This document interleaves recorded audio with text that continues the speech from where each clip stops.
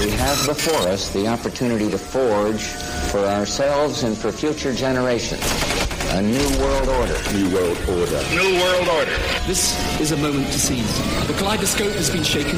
The pieces are in flux. Soon they will settle again. Before they do, let us reorder this world around us. A new world order. A world where the United Nations is poised to fulfill the historic vision of its founders. Nevertheless, the United States is in a key position to shape this so that the problem of the Bush presidency will be the emergence of a new international order. The first decade of the 21st century, that out of what will be seen as the greatest restructuring of the global economy,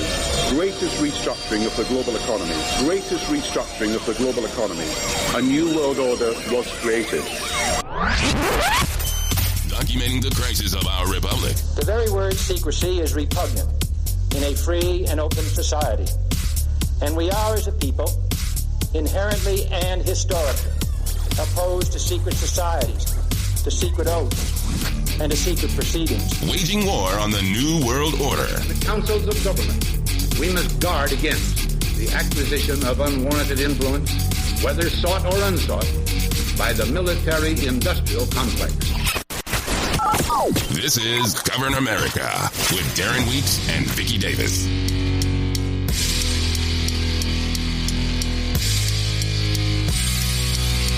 Live from FEMA Regions 5 and 10, this is Govern America. I'm Darren Weeks. Vicky Davis is here as well. It is the 10th of October, 2020, as we once again take a crack at current events and everything that's going around in our country right now.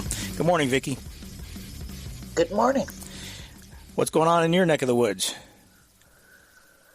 Oh, well, not too much, actually. There's Really? a lot going up in northern Idaho, but it's very quiet down here in the south. Well, our governor was almost kidnapped. Yeah, right. Yeah, they apparently thwarted a plot. And, yeah, he's a right-wing extremist that has leftist views. Well, he has anarchist views, that's for sure. Uh-huh. And anyway, for those that don't know, here's a report. There are mounting questions now over an alleged plot to overthrow Michigan state government and kidnap the governor. 6 men connected with a right-wing group are charged with attempting to carry out an elaborate plan to kidnap Democratic Governor Gretchen Whitmer for what they call treason. 7 other suspects are charged with providing material support. CBS News Chief Justice and Homeland Security correspondent Jeff Begayes has that story. Aside from this guy having a very annoying cadence, I don't know, his voice is just very whiny and annoying. But this report is I'm sorry to throw this on you first thing in the show because it's really very, very difficult. I was listening to this last night and I got infuriated. It's infuriating, the stuff that they talk about, but in the way they talk about it, the smugness of the report, these people who call themselves journalists, the smugness just absolutely, I find incredibly disgusting. And they're wrong. That's the thing. You can be smug if you're right, but they're not right. According to an FBI affidavit, the alleged conspirators met in a room under a trap door in a home, spent the summer training with firearms and explosives, and tried to recruit 200 men to storm the state capitol building and take hostages, including Governor Whitmer, who they planned to try for treason. The alleged conspirators used operational security measures, including communicating by encrypted messaging platforms, and used code words and phrases. Prosecutors say the group eventually decided to kidnap Whitmer at her vacation home, even going so far as to conduct surveillance there. One of the alleged ringleaders, Adam Fox, said that Governor Whitmer has uncontrolled power right now and described the plan as a snatch and grab. Another, Barry Croft, later stated, all good things must come to an end. Governor Whitmer has faced significant pressure from right-wing groups for her refusal to lift strict coronavirus lockdowns, something that also made her a favorite target of President Trump, who in April tweeted, "Liberate Michigan." Later that month, by the way, he tweeted liberate Ohio, liberate. He tweeted a lot of different states liberate. So it's not just Michigan. And to make a stretch like that it's somehow Trump's tweet to liberate Michigan caused some radical group to go nuts is just an incredible, well, it's a stretch that's incredibly ridiculous. The suspects are seen at the Capitol with armed militia groups that have been storming the building to fight pandemic restrictions.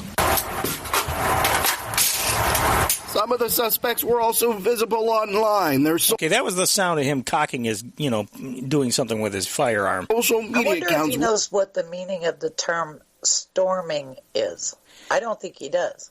Well, they were in this case. I think they used it correctly because this group allegedly, which by the way, I've lived in Michigan my entire life. I've never heard of this group. I've never heard of it. Supposedly, some of the suspects were at the Capitol, that Capitol where we allegedly stormed the building. You remember back in April, we allegedly stormed the Capitol? Well, they're actually, I don't think they're using the word correctly. Storming a building is when you actually break into it. Yes, that's what they're saying that they wanted to do. Well, but he said they did. They were. Well, they were allegedly. And of course, he didn't say that either. All of these people, well, they're going on the FBI thing. But yes, all of these people are innocent until proven guilty. I think everybody's got to keep that in mind. I know you do. But they're accused of doing all of these things. I'm sure they're totally retarded, and it was probably an FBI agent's plan. Well, it may have been an FBI agent's plan. I don't know if I would say they were retarded. I think that they were incredibly misguided, ill-advised maybe, and ill-advised by whom might be a good question to ask because, as you've pointed out, if you got a militia group, you probably have more FBI informants in that group than you do have real militiamen. Yeah, that's just the way things go. Okay, I'll retract and say low IQ.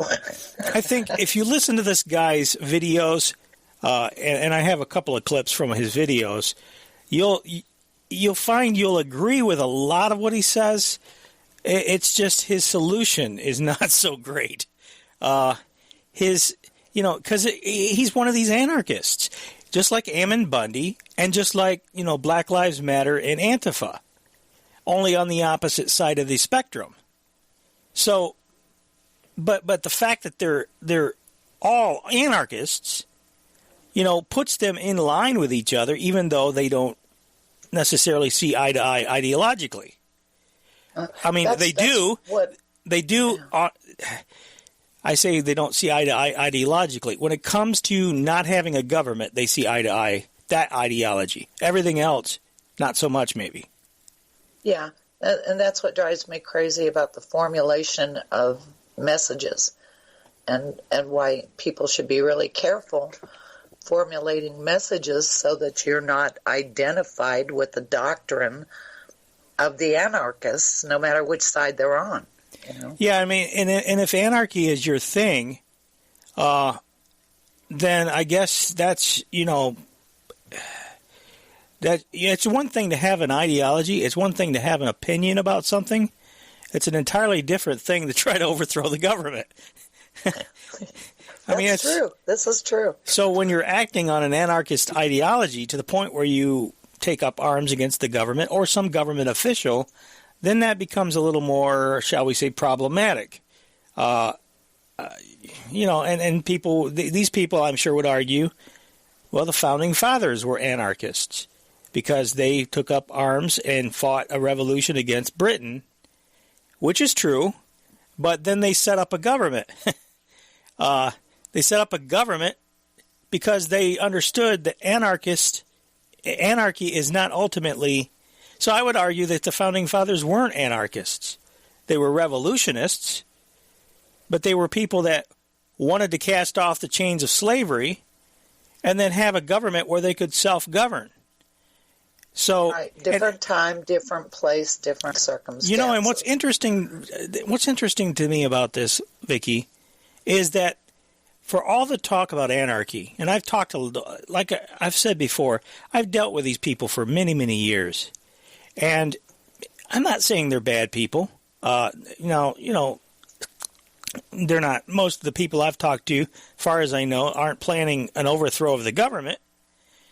But I don't even know. I mean, how do you define what's a bad person, what's not a bad person? You know, you can have good people doing bad things, and it happens all the time. I mean, if you hung out with these guys, and you could probably have a good conversation, come away from it, you know, but then they took on a radical move like this, maybe on the principle of wanting to make a difference and restore freedom, and that's what they say. They wanted to restore liberty in the state.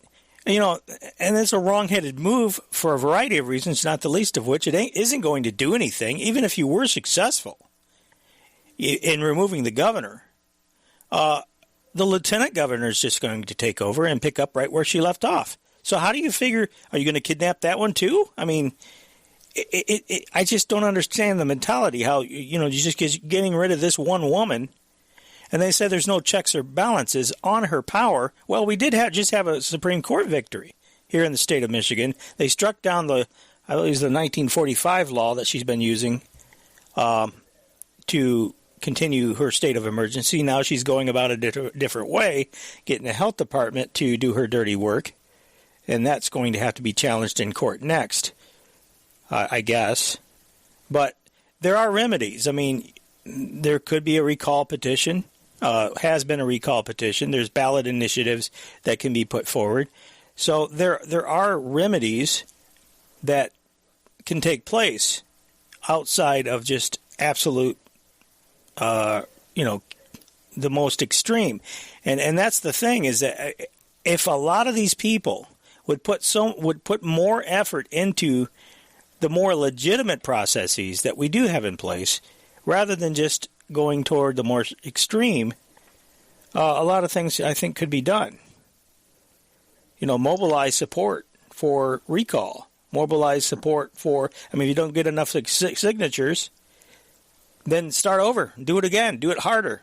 Do it, whatever you got to do, don't give up. But this is not going to get you anywhere except where they are, and that's in prison or jail.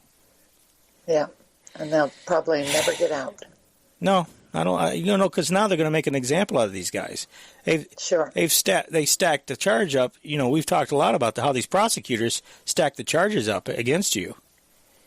And anyway, let's continue. Riddled with anti-government and pro-gun views. These politicians that keep robbing us and taking our money. But information gathered through confidential informants is what ultimately foiled their alleged plot. Yesterday, Governor Whitmer thanked law enforcement for their efforts, while also pointing the blame at President Trump for what she thanked law enforcement, who she wanted to defund not too long ago. She says is legitimizing the actions of extremist groups. The President of the United States stood before the American people and refused to condemn white supremacists and hate groups like these two Michigan militia groups.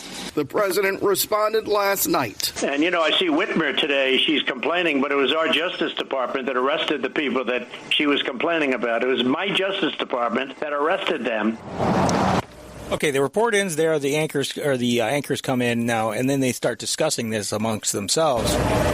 Okay, for more on this, let's bring in Chief Justice and Homeland Security Correspondent Jeff Pegues. The president says his Justice Department foiled the plot. The Justice Department does not belong to the president. But, Jeff, let's talk. Actually, it does. He appoints the Attorney General, and the Attorney General serves at his pleasure. So it is his Justice Department, you moron. I mean, he could say that it is. I mean, these people have no understanding, and this is what I'm talking about. They're so smug. Thank you. How the FBI... Anything they can grab onto to do a jab or a dig or... I know, this is supposed to be unbiased journalism. Yeah, even when it's not... Even when it's not directly related to what they actually said, it's just disgusting. They're all disgusting. Yeah, I mean, it might have been a little egoistic for Trump to say that, but, he's telling the truth. He appointed the Attorney General. If he doesn't like the way the Attorney General is performing, he can get rid of him, just like he did Sessions. I mean, I guess Sessions resigned, but he forced Sessions out.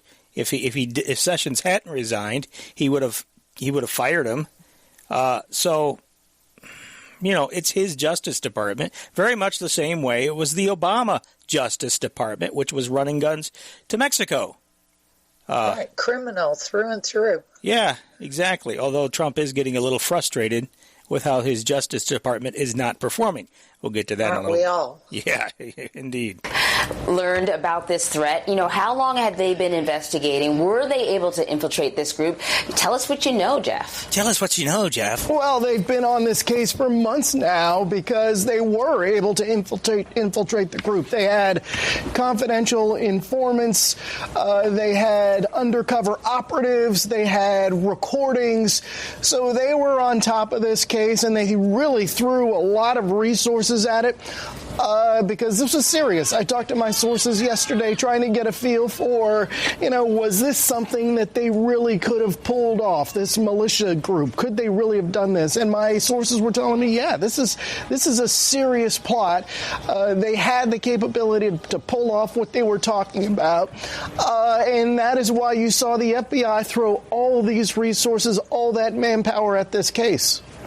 Jeff, back in February, as you know, the FBI created a domestic hate and crimes terrorism fusion cell to investigate cases that involve working undercover. To me, when I saw your reporting and I saw this story breaking yesterday, I was, heartened by the. Oh, he was heartened. He was heartened, Vicky. Work that the FBI. Hey, this is a great propaganda piece. Is doing, given that Christopher Wray, for example, when he was testifying on the Hill, said that white supremacist groups remain one of the single biggest threats that this country is facing. If anybody believes that, I've got some oceanfront property to sell you real cheap. Do we know if this case is a result of this new FBI effort on domestic hate crimes and terrorism? Yeah, he brought up Director Wray's testimony, and he, in this political environment, when he makes statements like that, when he talks about the threat from white extremists, or frankly, when he talks about the threat from Russia, he gets a lot of grief from the White House. And so, to his credit, he is really focused on this issue.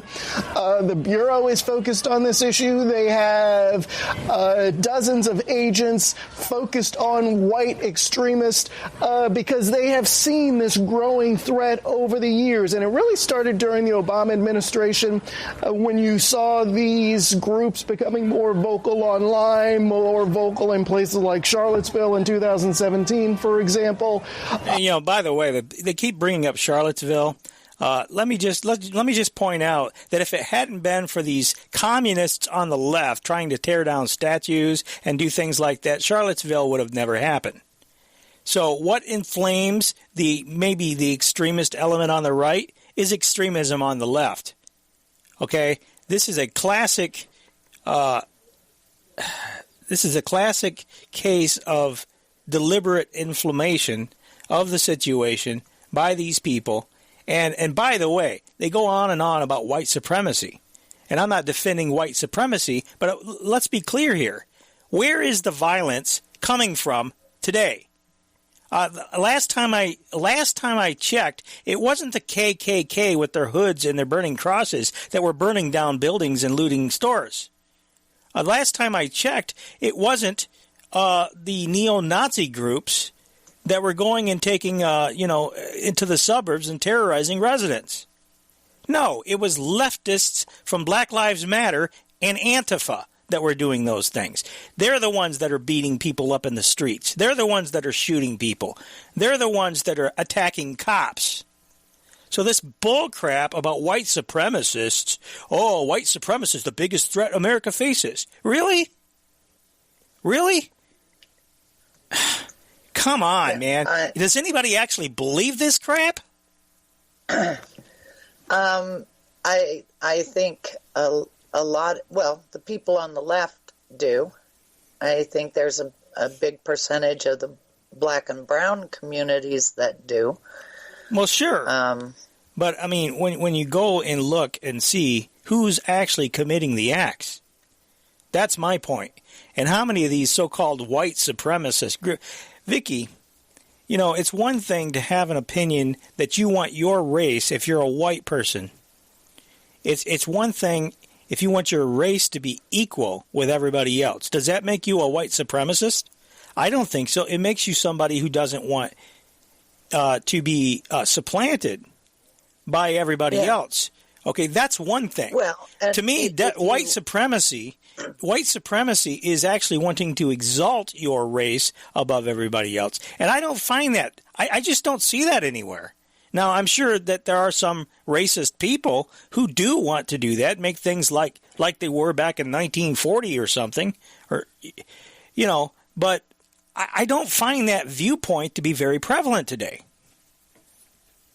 That's just my opinion. No, they're just saying whatever they can do to beat it's what do they call it? Destabilization, demoralization. Mm-hmm. That's what their objective is, because they're trying to break our country. That's their objective. The globalists, they want to break the country. I think they're trying to use these events. They've done a pretty damn good job, because there are a lot of Republicans that are helping them. You know, I wouldn't be a bit surprised. And like I say, I have never heard of this group. I've never heard of this organization. That doesn't mean that, because I don't really run in militia circles. But you would think that being in the Patriot effort, I would have at least heard of them. What's their name? Their name is, God, I'm blanking now on it. It's, God, I'll think of it. I'll find it. Okay. Whatever it is, I didn't hear of it. Anyway, let's continue with the report. I'll find it. And so the FBI has made this a priority, because what Director Wray has said is that what they have seen is that these white extremist groups are responsible for some of the most lethal activity in the U.S. right now. So they have been very vocal about the threat that these groups pose. Okay, well, that's the end of that report. And yeah. Well, very biased. It's just simply not true, and I don't know why anybody is listening to mainstream news anymore, honestly. Yeah, the only reason I do is because, gosh, you almost have to dissect it. You almost have to know what the other side's saying. That's true. And I don't honestly, I can't stomach CNN or MSNBC anymore, because the propaganda is just too, I literally have a physical reaction to it. I literally it sickens me, literally. Yeah. But one thing that's a little bit more, and I got a lot of clips today from One American News, as I was telling you before the show, because they have been really killing it lately. This is their coverage of the feud that went on between Whitmer and Trump. The FBI uncovers a plot by a group of mostly Michigan residents to kidnap and possibly harm Governor Gretchen Whitmer. Working alongside state law enforcement officials, the FBI arrested and charged more than a dozen people in connection to the violent militia group's scheme to overthrow the Michigan government. During a press briefing Thursday, Whitmer began thanking law enforcement, despite... It was the Wolverine Watchman. Thank you, chat room. Wolverine Watchman. Yeah, Wolverine Watchman was the name of this group. Saying she supported the spirit of defunding police a few months prior. I want to start by saying thank you to our law enforcement. Thank you to the fearless FBI agents. And thank you to the brave Michigan State police troopers who participated in this operation. But she then quickly proceeded to attack President Trump, blaming his rhetoric for inspiring the militia group's kidnapping plot and possible attempt on her life. Hate groups heard the president's words not as a rebuke, but as a rallying cry. However, one of the men arrested in connection to the plot to kidnap Whitmer has repeatedly posted anti-Trump videos on social media, recording his hatred for the president with an anarchist flag hanging in the background, a symbol reportedly used by violent Antifa extremists. Trump is not your friend, dude. And it amazes me that people actually believe that when he's shown over and over and over again that he's a tyrant. Yeah, it sounds like a nice Republican to me. Every single person that works for government is your enemy, dude. The president responded to Whitmer's remarks in a Twitter post, saying my Justice Department and federal law enforcement announced that they foiled a dangerous plot against the governor of Michigan. Adding, rather than saying thank you, she calls me a white supremacist, while Biden and Democrats refuse to condemn Antifa, anarchists, looters, and mobs that burn down Democrat-run cities. He went on to say he does not tolerate any extreme violence, vowing to protect all Americans. Additionally, Press Secretary Kayleigh McEnany also released a statement, yet again reiterating how many times the president has denounced white supremacy and all forms of hate. She accused Whitmer of, quote, sowing division by making these outlandish allegations and highlighted the Trump administration's support for law enforcement officials who saved Whitmer from any harm. But even with a clear record on the president's stance on white supremacy, the Biden campaign was quick to jump on the Michigan governor's false narrative. At a joint campaign stop in Arizona Thursday, another battleground state, Biden also attempted to slam President Trump for sowing division. And you saw what the head of the FBI said a couple days ago. He said the greatest terrorist threat in America is from white supremacists. Why can't the president just say, stop, stop, stop, stop, and we will pursue you if you don't? So stop.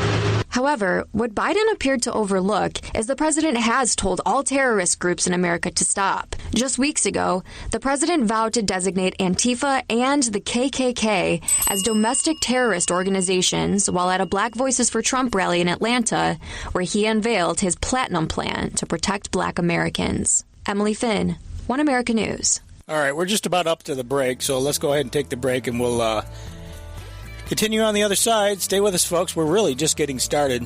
Lots more to cover as the show progresses. Govern America continues. Don't go away.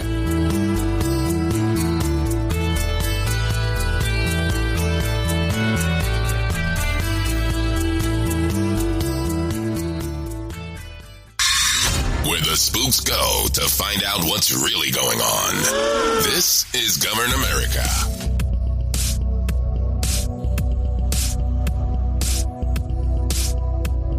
No, Trump is not your friend, dude. And it amazes me that people actually believe that when he's shown over and over and over again that he's a tyrant. Every single person that works for government is your enemy, dude. Live from FEMA Regions 5 and 10, this is Govern America. As we continue on here, that was Brandon Caserta, one of the people that were allegedly the ringleaders in this alleged plot to kidnap and put on trial the governor of the state of Michigan. And then, if found guilty, of course, we know what happens with people who commit treason. We are 24 days away from the election, ladies and gentlemen, and I don't know, this has the smell of a setup to me. I don't know about you, Vicky. I totally think it was they were stooges and that it was an FBI plot. It might even be budget time, for the FBI? Police state systems. Yeah, that sounds perfectly in line with what we know that they do. They set people up, lead them through the plot. I've seen it, a number of times over the years where there'll be some, quote, terrorist event, and then you see within the next week or so a hearing where they need lots more money. Yes, because terrorism is increasing. To tamp down this terrorism that's in our country. That's right. That's how they operate. And in fact, it was, what's a guy's name? Trevor. He was a journalist that did a TED Talk on this subject. We played audio from it, and we pointed that out over the years numerous times with these Middle Easterners that they target, who some of them, some of the Middle Easterners that they target are mentally ill. And I've called it the war on the mentally ill, because the FBI targets people that are a little bit unstable and a little bit susceptible to suggestion.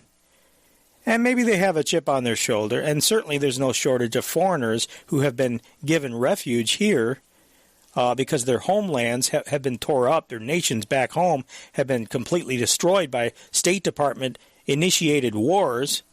And so color revolutions. That too. Yes, absolutely, which is basically a war by another means. It is a war. It's a war on the existing government.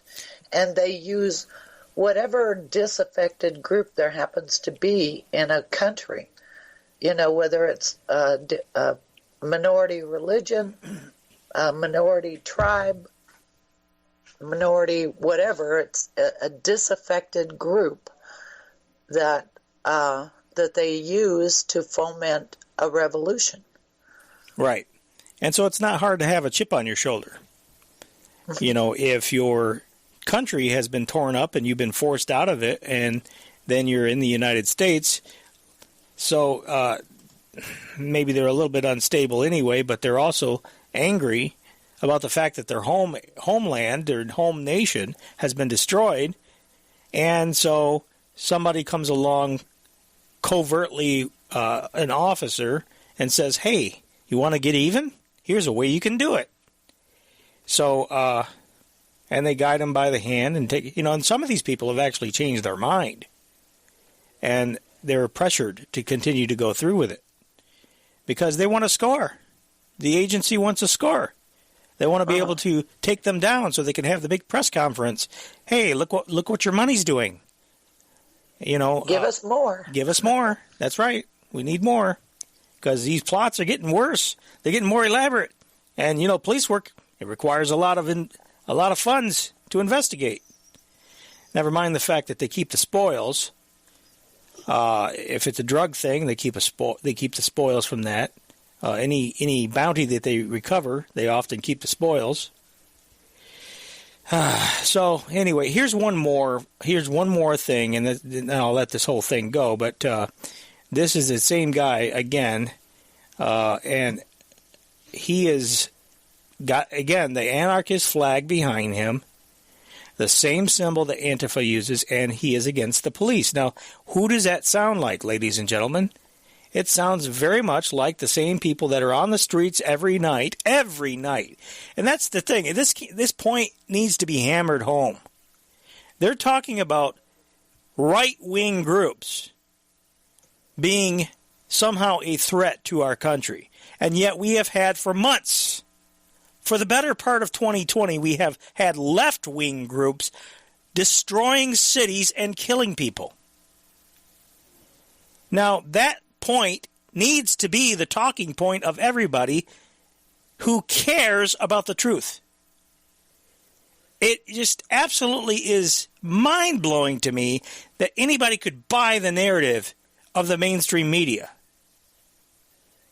And by extension, the intelligentsia. They were literally violently thrown out of there. Okay. I think he's talking about the Capitol rally. If I didn't get I don't have the whole video. I just have the clip. And I think who he's talking about here there were some ladies that were actually dragged out of the Capitol the day before the day before that big rally in April, where everybody was there and everybody was shouting, chanting, "Let us in, let us in," because they were working on legislation. And that was back in the day when the governor was doing a little bit more working with the state legislature. She completely abandoned that now because of the Michigan Supreme Court ruling. She's going to have to, or opinion, she's going to have to turn around and try to work with the legislature again to continue these obnoxious orders. But anyway, I think that's what he's talking about here. They were literally violently thrown out of there. Okay. Now, they weren't violently thrown out of there by any of the bureaucrats or politicians. That's not who did it. It wasn't a lawmaker who threw them out. Okay. It wasn't a governor. It wasn't a secretary of state. It was an order following. I'm not sure what happened there. Police officer. Okay? And I'm going to show you some case law right now that will kind of guide you to the realization that these order followers are not here to protect you at all. And I really, really, really want to try to get you to understand that, because you are not going to achieve freedom by continuing to support these people under the erroneous belief that they're here to protect you. That's just incorrect, and we can prove this. So the guy's clearly an anarchist, okay? Yeah. And he's... Those people just really make me so angry, because they think they can just walk into a police station or anywhere else and just demand to do whatever it is that they want to do. Well, that's not how it works. Yeah. You know, you can't walk into a place and throw your weight around as if you are somebody. If that was the way it worked, you would have anarchy and chaos, and you wouldn't have a government at all, and nobody would be safe. Well, you would end up with a warlord. You would go, exactly, and you would go for a period of time maybe without a government or a recognized government. Here's the problem. You know, we've talked to different anarchists over the years and on the air too. And my comment on this is that they have this ideology where I asked one time, what would you do to keep law and order, to keep the peace? Well, we can form these co-ops and work together and blah, blah, blah. That's a form of governance. So right there, and I would argue that's the way the government started. People working together. This is the whole reason why governments are formed. So when you start working together in co-ops and all this other stuff, yeah, that's, the point is there has to be a set of rules or laws that people agree on. This is what our values are. This is what we're all come together and we agree on this. And this is what we're going to – and there has to be enforcement. And that requires some form of governance. I mean, you may not call it a formal government, but there has to be enforcement of the rules, or people are just going to do whatever the hell they want. And it may sound like a good thing to have people do whatever the hell they want, until people start doing whatever the hell they want. And then it may not sound so good. When they decide what you got is what they want to make what's yours theirs, and there's nobody there to say, no, you can't do that. So it sounds like none of us like government oppression. I mean, you'd have to be mentally retarded in order to like government oppression. Or just, maybe you like punishment. I mean, there are certain people that like punishment. That's why dominatrixes stay in business. Yes. But, unless you're somebody like that enjoys getting the crack of the whip across your naked hind end, I mean, you probably don't like punishment. But, and governments, if they're not watched, this is why the Founding Fathers have said so much about the importance of an educated populace and how constitutions are inferior to be able. I mean, you can have the best constitution in the world. It's inferior to be able to keep liberty intact without an educated populace. Because when you go down that road of the population being dumbing down, then it gets next to impossible to enforce. The whole point of our Constitution is to have the people policing the government. That's really why the Second Amendment even exists, is so that the people could police the government. But when the people are stupid, they're uneducated, they don't know their history, they don't know how government works and how things are supposed to work, it becomes impossible then for them to effectively police the government. The small number of people that do understand things are outnumbered by ignorant morons that just want to get government checks. You bring up a good point, Darren. If these people, if these anarchists rallied around the idea that our education system failed us and that government needs to get out of the federal government needs to get out of the business of education, and if they wanted to take down the U.S. Department of Education, then they would have a lot of support. There's a whole lot that could be done. Although I would say not to be merged into the Department of Labor like Mick Mulvaney has done when he was in the OMB. Yeah, there's a lot. That upsets me. There's a lot of things that could be done if the energy that went into this plot or any effort would be done through, towards some kind of a legitimate purpose. These people, if they're sincere, assuming this whole thing isn't just a bunch of controlled opposition groups, I don't know. I assume that the people involved, aside from the informants and the people who undoubtedly probably were steering them to help do this, I assume that there's probably some sincere people in there that genuinely don't like the way things are. Put your effort into things that you can actually do. If you spend your time doing that, you could make a huge impact. And that's the problem I have with a lot of the militia groups that are constitutionalists and everything else. I've argued for years.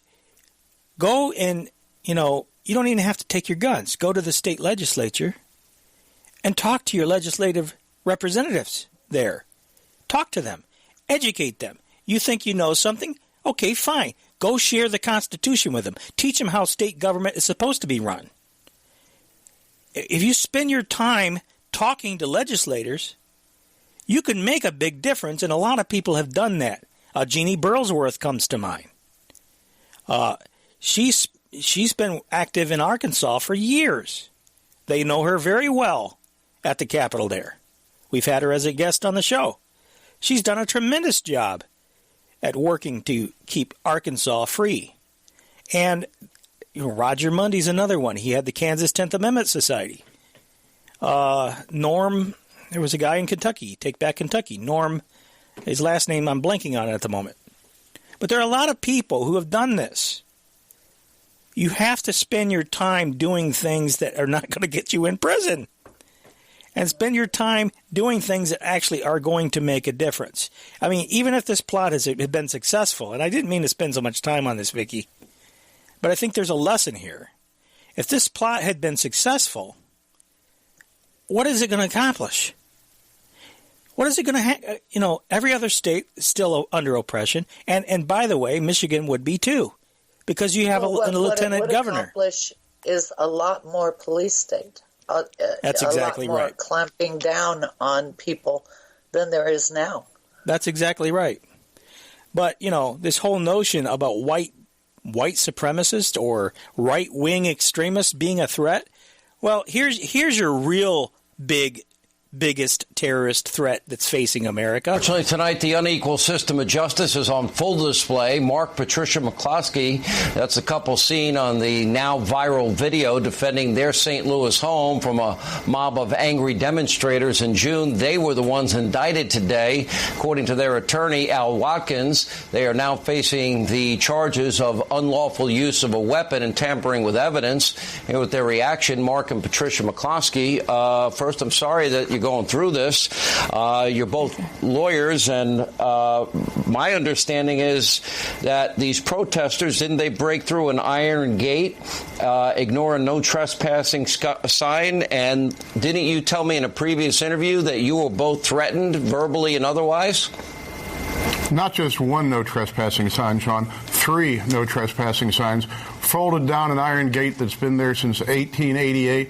Yeah, threatened us with murder, with rape, with arson, with burning our house down, taking over our house, even killing our dog, saying every possible unrepeatable, rude thing about my wife's physical anatomy and where they're going to put that pistol when they take it away from her.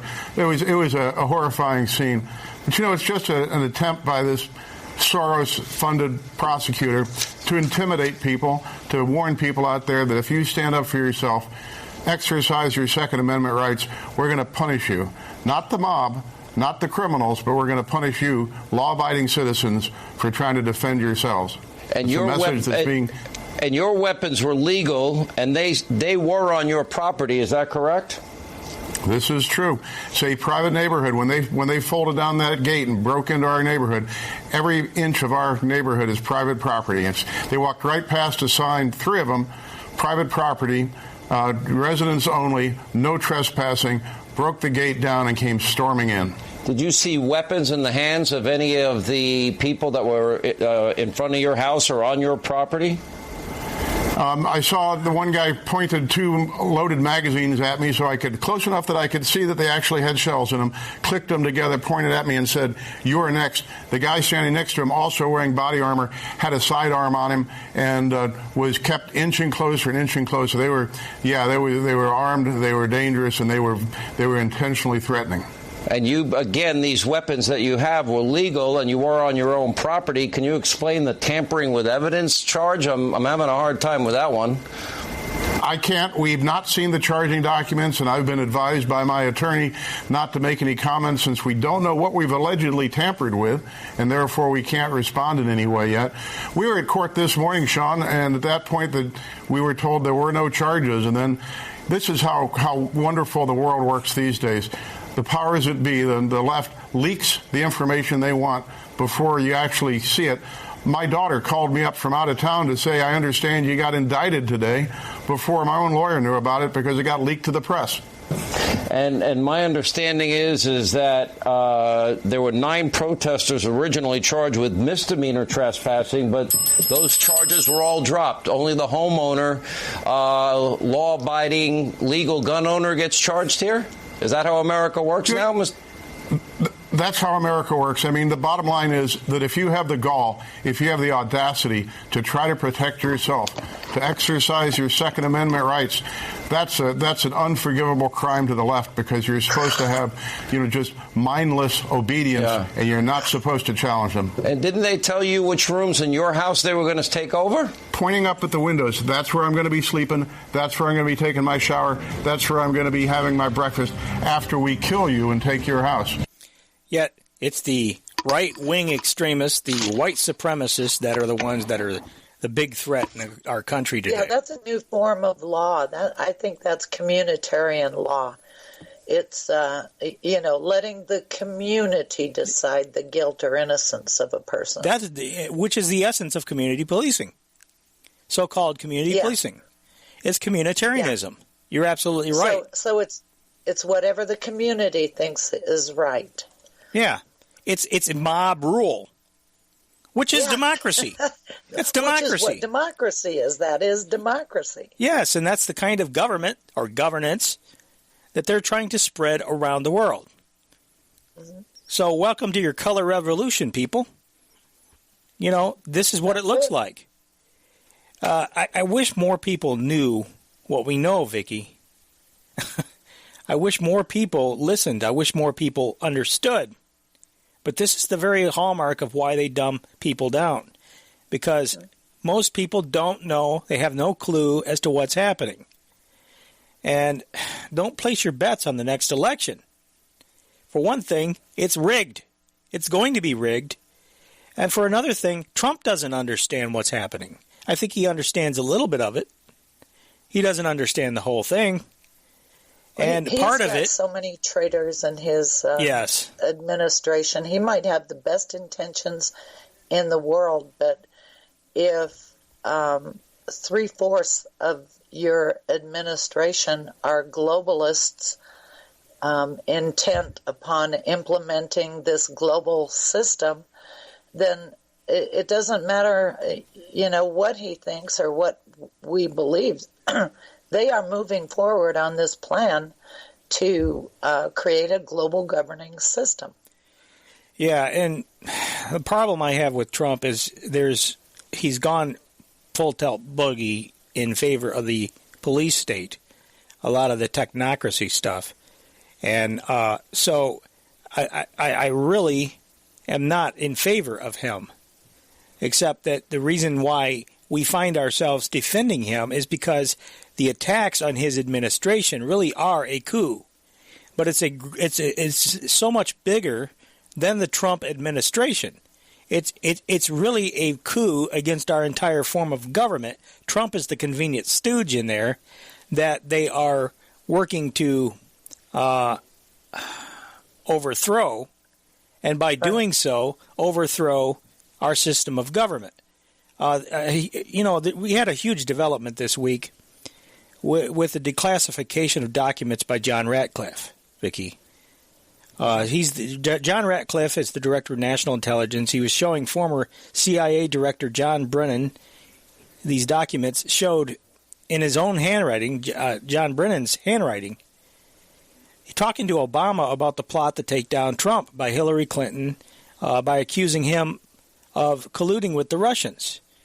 Now, again, my hat's off to One American News here because they've done a really good job at covering this. Let me just, and I think their network is growing because Fox News has become worse and worse all the time. I'll have to interrupt this because we're just about up to the break already.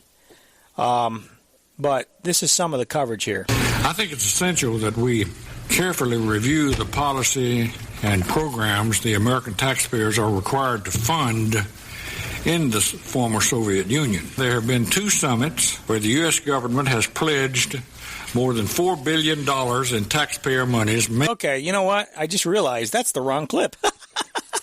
That's an interesting clip, Jeez, that doesn't sound like the right report. Yeah, maybe we'll play that when we come back. Since I happened upon it again by accident. Anyway, let's just go ahead and take the break, and we'll come back on the other side. Stay with us, folks. Hour number 2 is complete. Hour number 1 is complete. Hour number 2 is straight ahead. Don't go away.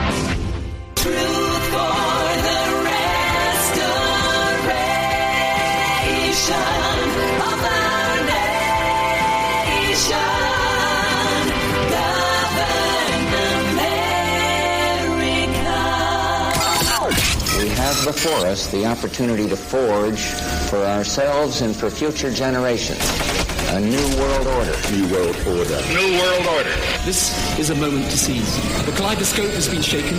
The pieces are in flux. Soon they will settle again.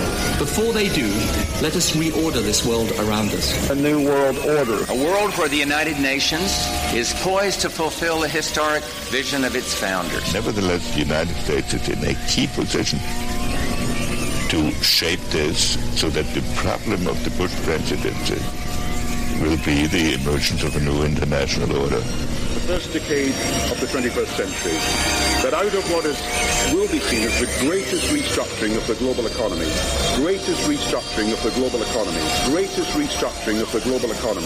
a new world order was created. Documenting the crisis of our republic. The very word secrecy is repugnant in a free and open society. And we are, as a people, inherently and historically opposed to secret societies, to secret oaths, and to secret proceedings. Waging war on the New World Order. In the councils of government, we must guard against the acquisition of unwarranted influence, whether sought or unsought, by the military-industrial complex. This is Govern America with Darren Weeks and Vicky Davis. Live from FEMA Regions 5 and 10, this is the second hour of Govern America. Vicky Davis is here. I'm Darren Weeks. It continues to be the 10th of October, 2020, as we are documenting the crisis of our republic and the overthrow of the government. And I'm not talking about by militia groups either. I'm talking about by technocrats and people who have been active for many, many years at building systems and re-engineering society. And certainly that's what decades. Yes, many years. Even lifetimes. You could say century. Yeah, exactly. As I said before the break, we have these declassifications of documents. And by the way, I didn't mean to share that Russia hearing, but I got to look and I found the notes from when that was from, and that is pretty germane to what we're talking about right now. So I think I'm going to go ahead and play that hearing. But first, we have this information from One American News about the declassifications of documents this week by John Ratcliffe. Well, with the release of documents exposing President Obama's senior officials conspiring to overthrow the 2016 election, lawmakers now have everything they need to bring them up on criminal charges. One America's Pearson Sharp has more. The American people deserve justice. In 2016, the Democrats, with President Obama's blessing, conspired to ignore the will of the voters and overthrow a democratic election process. That's not some right-wing conspiracy theory. The evidence is all right here.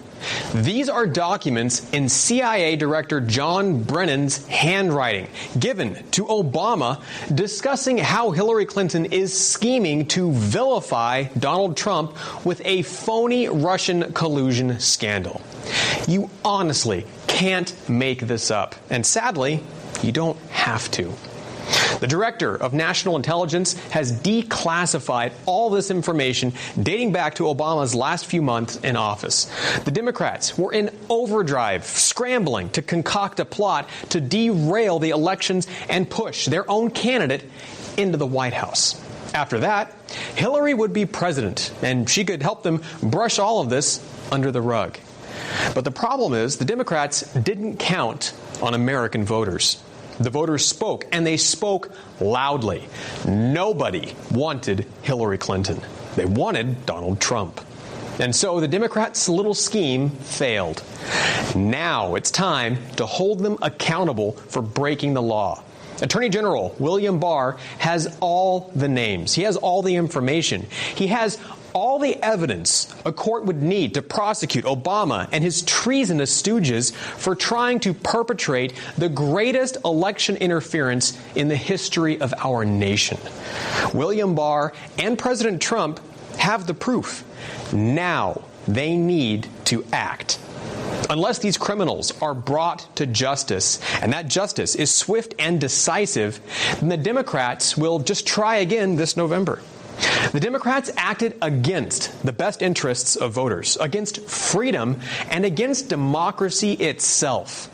The American people deserve justice.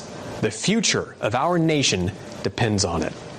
For One American News, I'm Pearson Sharp. Yeah, well, the problem with a lot of these documents that are being released right now, they're limited hangouts, in my opinion, because unless they talk about the Browder stuff, the Bill Browder stuff, then it's not going to really get anywhere. I mean, the root of this problem goes back to post-Soviet Russia, when the State Department and all of the people that were involved with it were helping these predator capitalists like Bill Browder go and Mikhail Khodorkovsky, who was a Russian oligarch, loot the country after the Soviet Union collapsed. And that's really the root of all of this stuff. And people need to understand that. And I keep bringing that up because it has lasting ramifications. I firmly believe that this is exactly why everything is going on today. Putin put a stop to the looting. So they want to oust Putin and put somebody else in there, probably Khodorkovsky himself. I'm going to have to go back and look at that again with different in the lens of the color revolution, because I think you're right. I think that is kind of like, if you understand that part of the global story that's going on, then you understand the global schemes. Well, this is why we have the Magnitsky Act. And by the way, I just have to give Andrei Nekrasov's documentary, The Magnitsky Act Behind the Scenes, a plug, because I think everybody should take a look at that. Again, that's a movie. I believe you can still go to MagnitskyAct.com, pay the $5. You do have to pay to watch it. He's got expenses, and the people who helped him fund the documentary have expenses. But to his credit, I would say this really, the Magnitsky Act behind the scenes, Vicky, is a perfect example of real journalism today. It's a perfect example of real journalism, because Andrei Nekrasov, when he set out to make that movie, he was a big Browder fan. He was a big, and Browder, by the way, for people who don't know, he was the CEO, or is the CEO, of Hermitage Capital Management. They were one of the firms. In fact, he wasn't even working. He didn't even have Hermitage when he started in Russia. He was working for another firm. And he was trying to convince people, hey, there's opportunities here. There's opportunities. You know, and they were literally, there was a corrupt voucher program. We've talked about this in the past, which Boris Yeltsin and his deputy, and Natalie Chubais, had set up to help facilitate the looting of their country. They set up this corrupt voucher program. The Russian people, everyone needs to understand, they were starving to death. Having come out of communism, the state runs everything. You rely upon the government under a communist system to provide. And since the government disappeared, there was no provision for people. And so they were just kind of left twisting in the wind. And so they came out with these vouchers and gave them to the Russian people, like, here's your chunk of the state assets. And basically, like, it was a worthless. Giving you a $1,200 check. Yeah, here's a nice check for you. Good luck with that. You know, good luck finding food. And so they had nothing to. So along comes these people to say, hey, I'll give you something. I'll give you food and vodka and whatever you need for the check that you have for that voucher. And they took them and they auctioned them off at auctions, which were so corrupt that they didn't even tell the public where the auctions were going to be held, or at what time of day or night. I mean, there was so many things wrong with it, but the predator capitalists knew. And so essentially it was no bid, bidding war that you couldn't even call a war. Anyway, the point is, the whole thing was just a kangaroo operation. And many people got rich off the oil fields, and one of those people was Bill Browder. And what they got him on, though, was tax fraud. He was convicted on tax fraud along with Mikhail Khodorkovsky. Unlike Browder, Khodorkovsky actually went to prison for 9 years in Russia. And one of the other people that were ensnared by this whole thing was Sergei Magnitsky, the man that the Magnitsky Act is named after, because he was Browder's accountant. Now, Browder calls him his attorney. He was not an attorney, and Browder admitted it under oath. There's I think it was 2015 deposition. People can go online on YouTube. Lee Stranahan put it up there on YouTube, the entire deposition. You can watch it. It's hours long, but it's very interesting to hear Browder how little Browder knows about his whole operation, and everybody that, everything is, I don't know, I'm not sure. It sounded a lot like that Comey testimony I think we played last week, Vicky. Yeah. Isn't it amazing? Where he doesn't remember anything. Yeah, don't know anything. One of the brightest people in the world. He wouldn't have got where he was if he wasn't bright. But yet somehow you put them under oath and they can't remember anything. But yeah, it's kind of like that. And when you watch the testimony, but one of the things he admitted in there is the fact that he, they nailed him down on whether or not this Magnitsky guy had ever had any legal training, had ever been to law school. And Browder said, no, not that I'm aware. But he's your attorney. Yes, he's my attorney. But he's never had any legal training or anything. No. So it's clear he's not really an attorney. Never had a law license. So that's the point. But Magnitsky spent time in prison and ultimately died in prison, probably a lot more due to neglect than due to anything malicious. But Browder was egging him on, urging him to file complaints. And in Russian prison, the conditions aren't that great over there in prison, Vicky. They don't give you the color television and the remote control and all the fancy gadgets that many of our prisoners get over here. So they, and the problem is the more you complain, the more they tend to treat you poorly. And Browder was urging him to file all these complaints. So there's a lot of speculation as to what the motives that Browder was under the guise of trying to help Magnitsky. Was he trying to get rid of him? I mean, that's the speculation anyway. But the point is that Magnitsky died. Browder jumps on this, and he's using this as somehow he's now a campaigner for human rights, and he's going to avenge Sergei Magnitsky's death. And so he's lobbying all of these countries, including the United States, who passed the Magnitsky Act, to lobby sanctions against Russians. And there's no due process. It's just, here's a list of people we're going to put sanctions on, and we don't care if they're guilty or not. They're guilty of having the wrong ideology, the wrong viewpoint. It's bad law.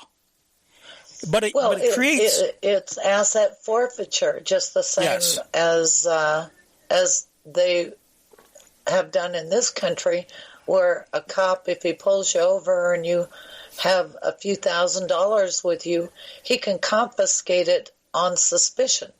Mm-hmm. And then you have to go to court to get it back. You're guilty. Even though you have done nothing. You've done nothing. Guilty until proven innocent. And in this case, there's no way for these people who are accused of being proven innocent. Well, sure, because if they take all your money, how are you going to hire a lawyer? Well, not only that, but they're foreign nationals. They don't even have citizenship in the United States. The people that are, because the Magnitsky Act applies to foreigners. It doesn't apply to people domestically. However, I will say Browder is lobbying other countries' lawmaking bodies as well, getting the Magnitsky Act or a version of it passed there as well. So it could apply to you and me. Yeah, it's global governance. Let me point that out. It's global governance. And Browder was, I believe, probably working with the Helsinki Commission, which is the U.S. representation to the Organization for Security and Cooperation in Europe, which I think is a function of the Council of Europe.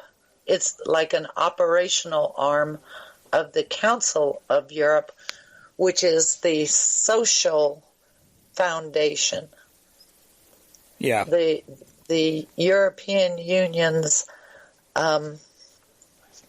social human rights foundation that was actually proposed by Winston Churchill.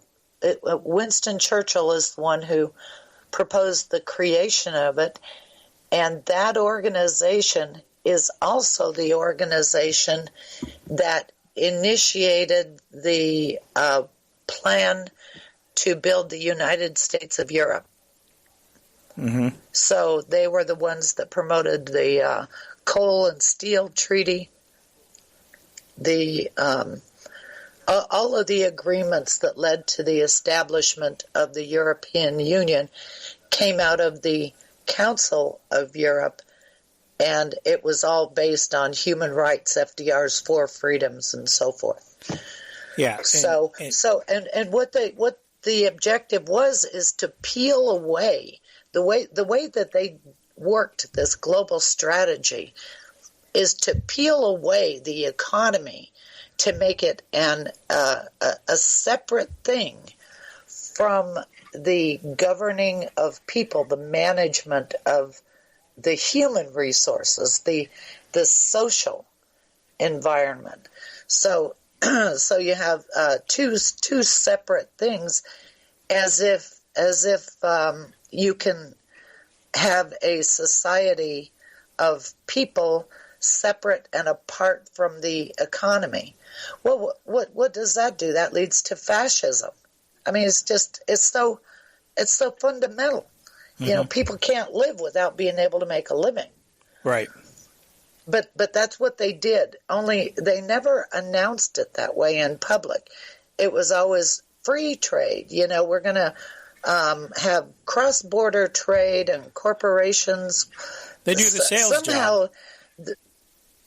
Somehow they got this idea that corporations could be socially responsible. Oh, really? You know? Yeah.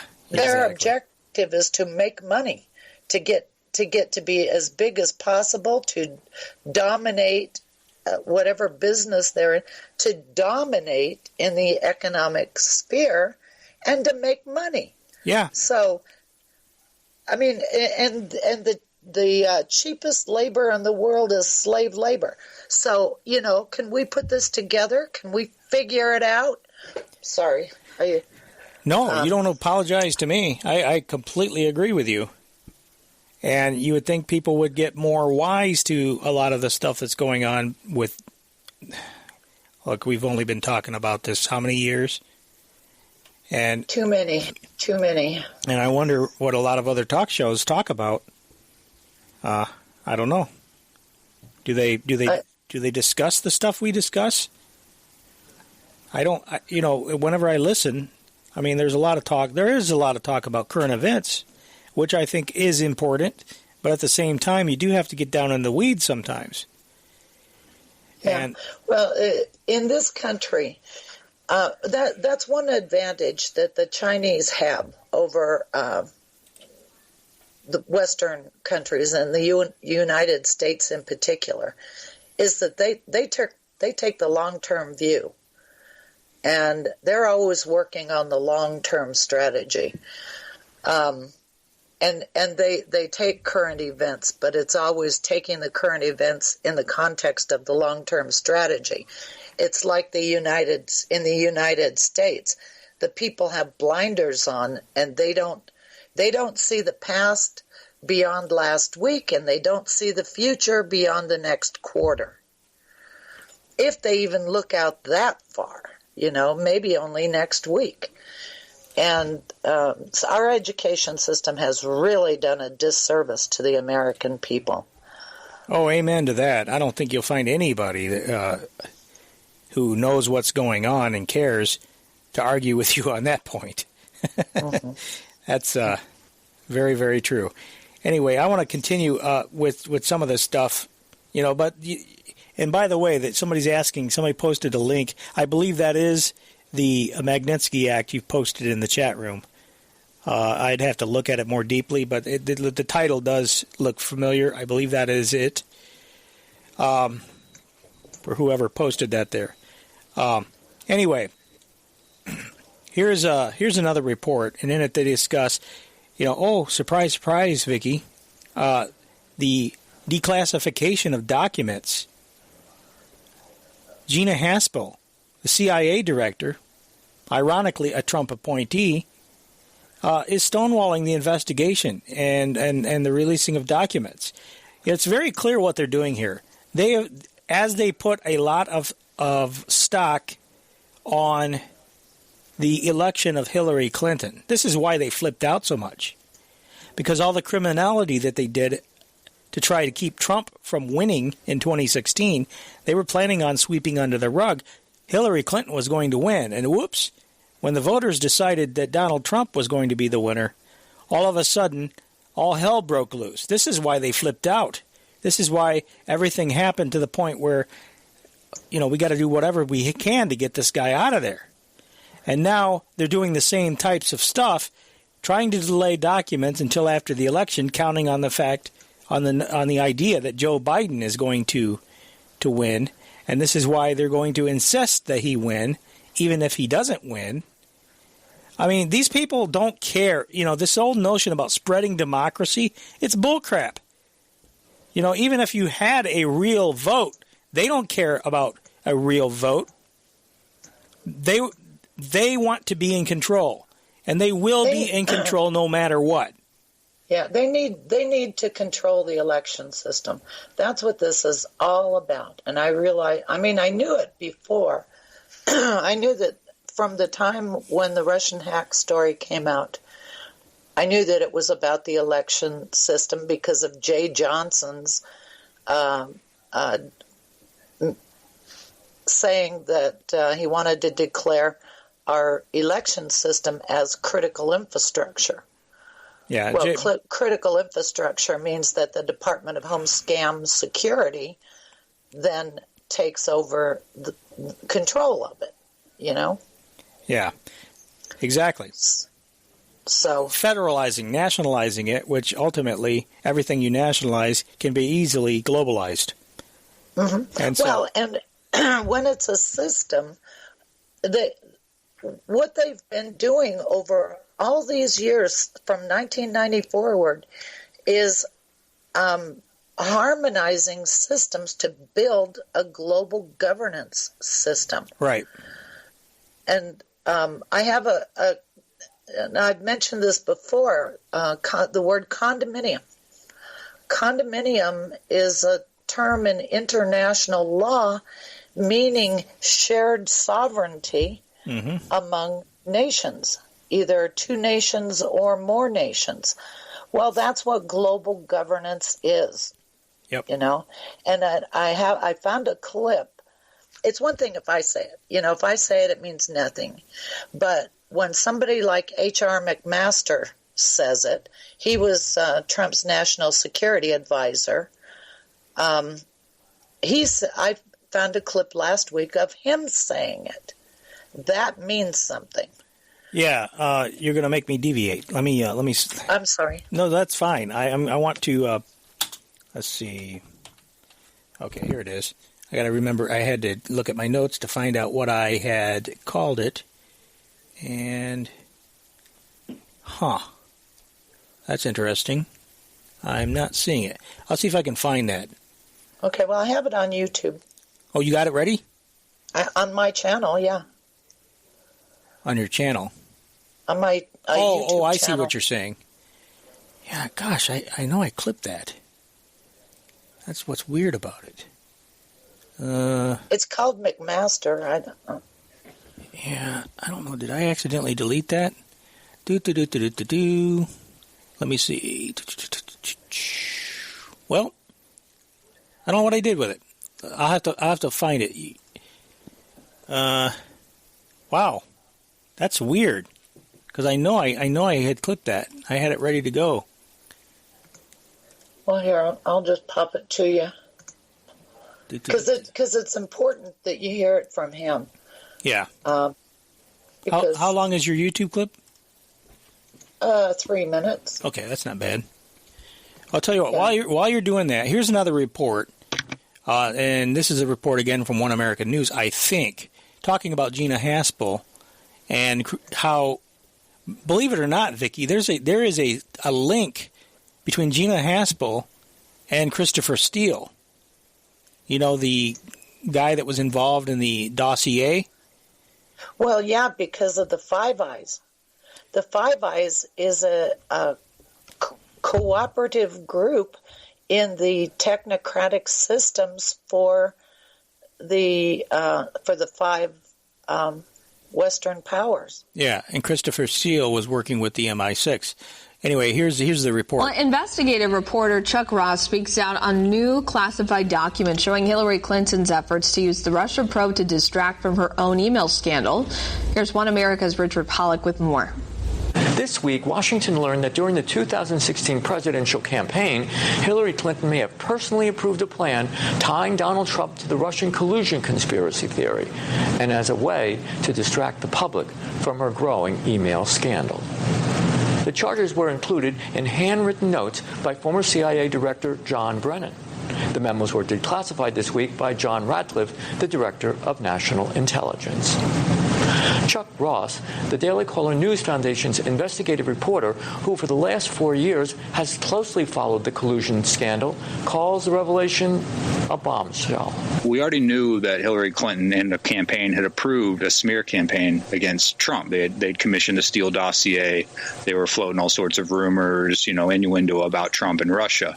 But if Hillary Clinton was directly involved in a plan, especially a plan that spread false allegations, and the CIA and President Obama knew about it, that seems like a pretty big bombshell. So far, former President Barack Obama has avoided any connection to the scandal. But according to Ross, the July 2016 briefing places Obama at a very early date as the Clinton campaign Russian conspiracy plan was unfolding. President Obama has kind of been able to, either by himself or through the media, has kept his hands clean in this. This is the earliest date intelligence was from the CIA was provided to President Obama on this allegation of collusion. In a related development, on October 7th, Senators Ron Johnson and Chuck Grassley revealed that Trump's own CIA director, Gina Haspel, appears to be blocking the release of more CIA documents. This potentially widens the intelligence community's players in the phony collusion campaign. Before she was appointed by Donald Trump to be CIA director, Haspel was the CIA's London station chief, where former MI6 British agent Christopher Steele was preparing his infamous anti-Trump dossier. Last week, I had heard from intelligence sources, that Gina Haspel was personally trying to slow down or block the release and declassification of some CIA documents related to the surveillance of Trump associates. The Federalist reported that as well last week, that Haspel was directly involved. And so because Haspel was in London when a lot of things in the Trump, Spygate, if you want to call it that, occurred in London. Christopher Steele is based out of London. So it's a very central location to all of this. We don't know what Haspel, whether she was involved in any intelligence gathering on Trump associates. We are hearing that she has tried to block the release of some documents. Ross also observes that the agencies may be delaying release of new documents in the hope that Joe Biden might win the presidential election, and thus permanently blocking their release. It does look like CIA, FBI have kicked the can as far as they can to, this upcoming election. If they can, if President Trump loses in November, that sure takes a lot of pressure off of FBI and CIA to explain fully what they did in 2016. For One America News, this is Richard Pollack from Washington. Okay, I don't know if you have any thoughts on that report or not, but I do have the McMaster audio from your page ready to go. Okay, yeah, why don't you play that, and then I'll comment on both. Okay, here's H.R. McMaster talking about condominium. What I hope to do is transcend what we see these days of this really vitriolic, partisan debates that are ongoing, because these crucial challenges to our security and our prosperity haven't gone away, and I think it's important for all of us to try to transcend that vitriol and get to a better understanding of these crucial challenges, and then of course have respectful discussions like we do on Goodfellows about what we can do to build a better future for generations to come. What caught my attention was a review. I think it was of national interest. The headline was that, quote, "We're in a fight for the soul of America's foreign policy." Do you agree with that assessment, HR? And if so, what is the present-day soul of American foreign policy? Well, I do agree with it, Bill. And what I try to describe is the emotional impetus behind foreign policy as it grew out of the victory of the Cold War, the collapse of the Soviet Union, the lopsided victory over Iraq in the Gulf War, returning Kuwait to the status quo ante. And the 90s, I think, were a period of tremendous optimism. It was a decade of sustained economic growth. And that optimism, I think, led to over-optimism and complacency in foreign policy. There were a number of assumptions we made during that period of time. One of those was that there was an arc of history that guaranteed the primacy of our free and open societies over closed authoritarian systems and of our free market economic system over statist or mercantilist models. Another assumption was that our military, having demonstrated tremendous prowess during the Gulf War, was going to be unmatched, right? Future wars would be fast, cheap, and efficient. And great power competition was a relic of the past, right? There's going to be a condominium of nations. There's going to be a condominium of nations. And at this point, you have scrolling words with the definition: a condominium is a territory over which two or more states jointly exercise governmental authority. Number 2, traditional condominiums involve the joint exercise of sovereign authority. Modern instances frequently involve joint exercise of more limited authority. The states exercising the condominium may administer the territory jointly, or they may retain common authority over major decisions. So I think then you're going to go back to the audio. And we saw the advent of some of these terms like global governance and so forth. But then I think it was a setup. All that was a setup for some of the shocks and disappointments of the early 2000s. Of course, the mass murder attacks of 9/11 demonstrated that our enemies have the option to fight us asymmetrically, right? And they used box cutters and airplanes to kill nearly 3,000 innocents and take trillions of dollars out of the U.S. economy. And then we had the unanticipated length and difficulties of the wars in Iraq and Afghanistan, in large measure because we went into those wars with a short-term, short war mentality. And then the 2008 financial crisis. And we've talked about a lot of this on Goodfellas. That shook our confidence. Right. And that pendulum swung, right, from overconfidence and maybe a failure to consider the risks and costs of action to, I believe, resignation, really, almost under the Obama administration, and a failure to consider enough the risks and costs of inaction. Okay, so there's the clip. Comments? Yeah, I would say that the Five Eyes is an example of condominium. It's the intelligence agencies of 5 countries that formed a I don't know, what would you call it? I would call it a consortium for surveillance. And, of course, they start with a few countries in a cooperative organization, and then they add more. Mm-hmm. And that's how they're building the global governing system, which is a condominium over the top of our existing government. And as they do that, the condominium governance system actually makes war on the existing government. Yeah. And every dialectic they execute, every action that they take, they disintegrate the power of the nation state and build the power of the global governance system. Yeah, these rioters that are on the ground that are demanding a dropping of the system or a change, ending the system of government. They're useful idiots. They're useful stooges.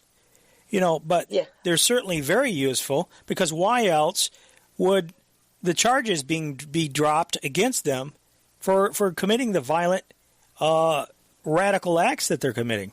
I mean, I'm looking at a Breitbart article right now. Portland prosecutors dropped 90% of cases stemming from riots.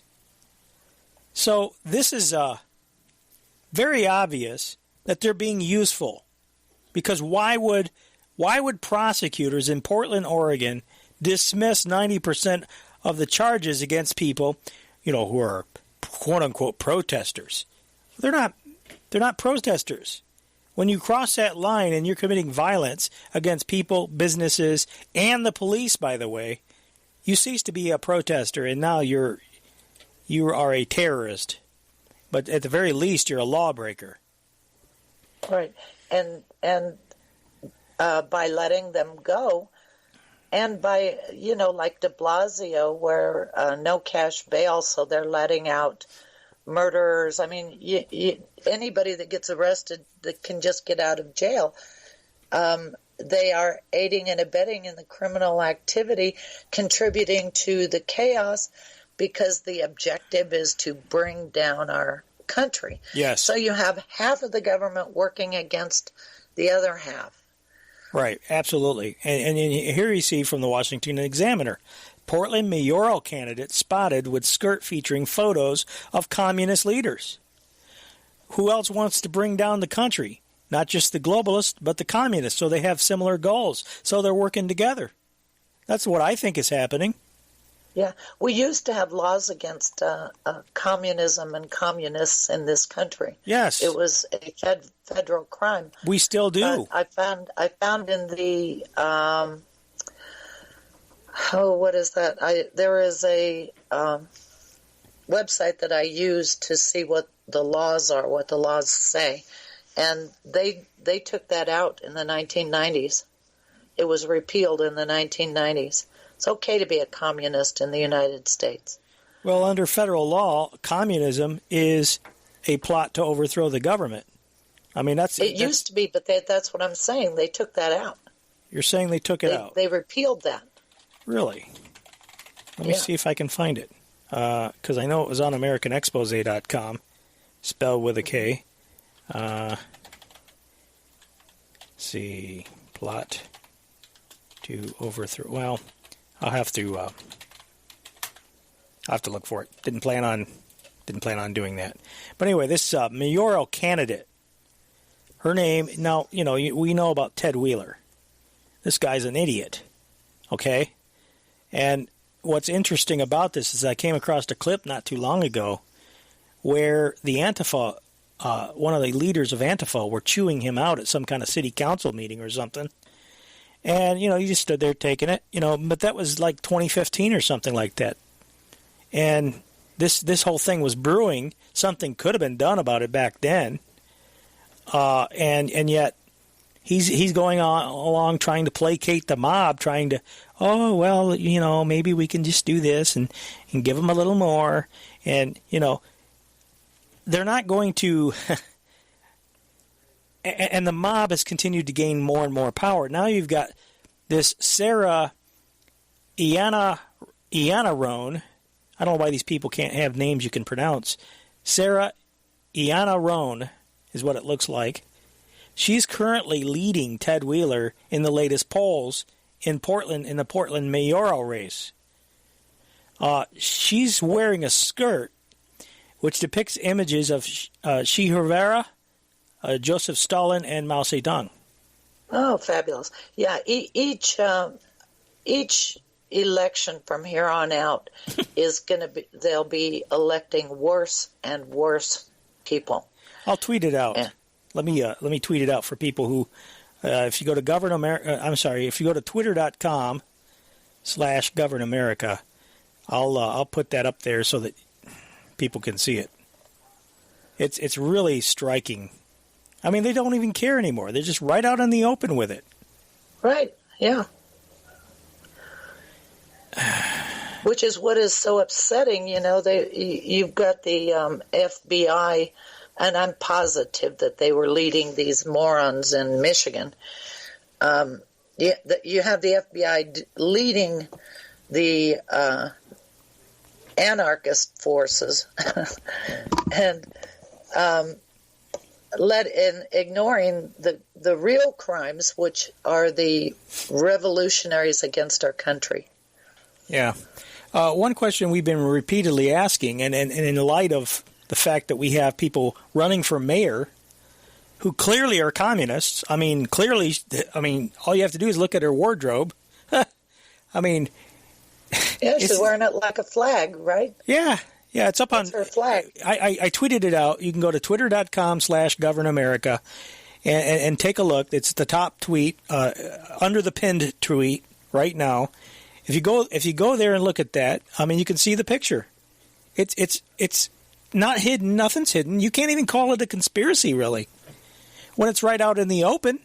They're conspiring, but It's all out in the open. It's certainly not a hidden conspiracy. It's all right out in the open. It's remarkable. So where is the FBI? Where is the Justice Department? More incriminating evidence is coming out all the time. The complicity, as we just played in the last clip, between the Obama administration, the Clintons, the intelligence officials, and to Trump's credit, he's grown increasingly frustrated at the Attorney General. This frustration really is reaching a tipping point with Barr. Barr came out this week basically saying that the Durham investigation report is going to be delayed till after the election.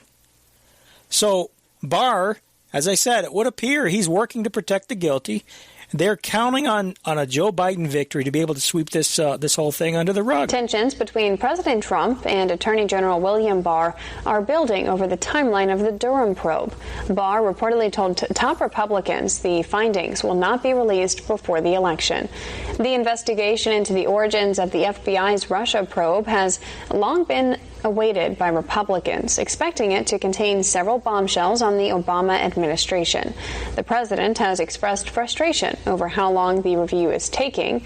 Barr says Durham is taking the case very seriously and focusing on winning prosecutions. President Trump has urged the department to accelerate its inquiries. Here's more. President Trump is calling on Attorney General William Barr to speed up the Justice Department's investigation into the origins of the Russia probe. In an interview Thursday, the president said Barr may go down in history as a disappointment for his reluctance to prosecute members of former President Barack Obama's administration over their roles in the investigation. And earlier this week, the president sent out multiple tweets asking why there haven't been any major prosecutions in the probe, led by Inspector General John Durham. So far, there has only been one criminal case as a result of the investigation, with former FBI lawyer Kevin Kleinsmith pleading guilty in August to altering a government email about a former Trump campaign advisor. And on Tuesday, Director of National Intelligence John Ratcliffe declassified documents showing that former CIA Director John Brennan briefed then-President Obama that Hillary Clinton's 2016 campaign allegedly planned to tie the Trump campaign to Russia as a way to distract from her email scandal. However, it is still unclear what will be contained in Durham's report, or even when it is set to be released. But according to the AP Thursday, Justice Department officials have been hoping it'll be done before Election Day, as they worry the probe will be closed if Joe Biden is elected. Democrats have attempted to derail efforts to get the report out before November 3rd, claiming it is politically motivated. Barr has addressed those concerns, saying he doesn't believe a potential release of the report would have an impact on the race. As I've already said, I'm conscious of the election, and I don't think any of the things that are being worked on are going to have an adverse effect on that. And I also think there's, strong public interest involved. President Trump has also stated Joe Biden should not have been able to run for the presidency due to his alleged involvement in the Russia collusion scandal. Okay, I've got a comment on this. Yes. I'm going to try to be really, really calm.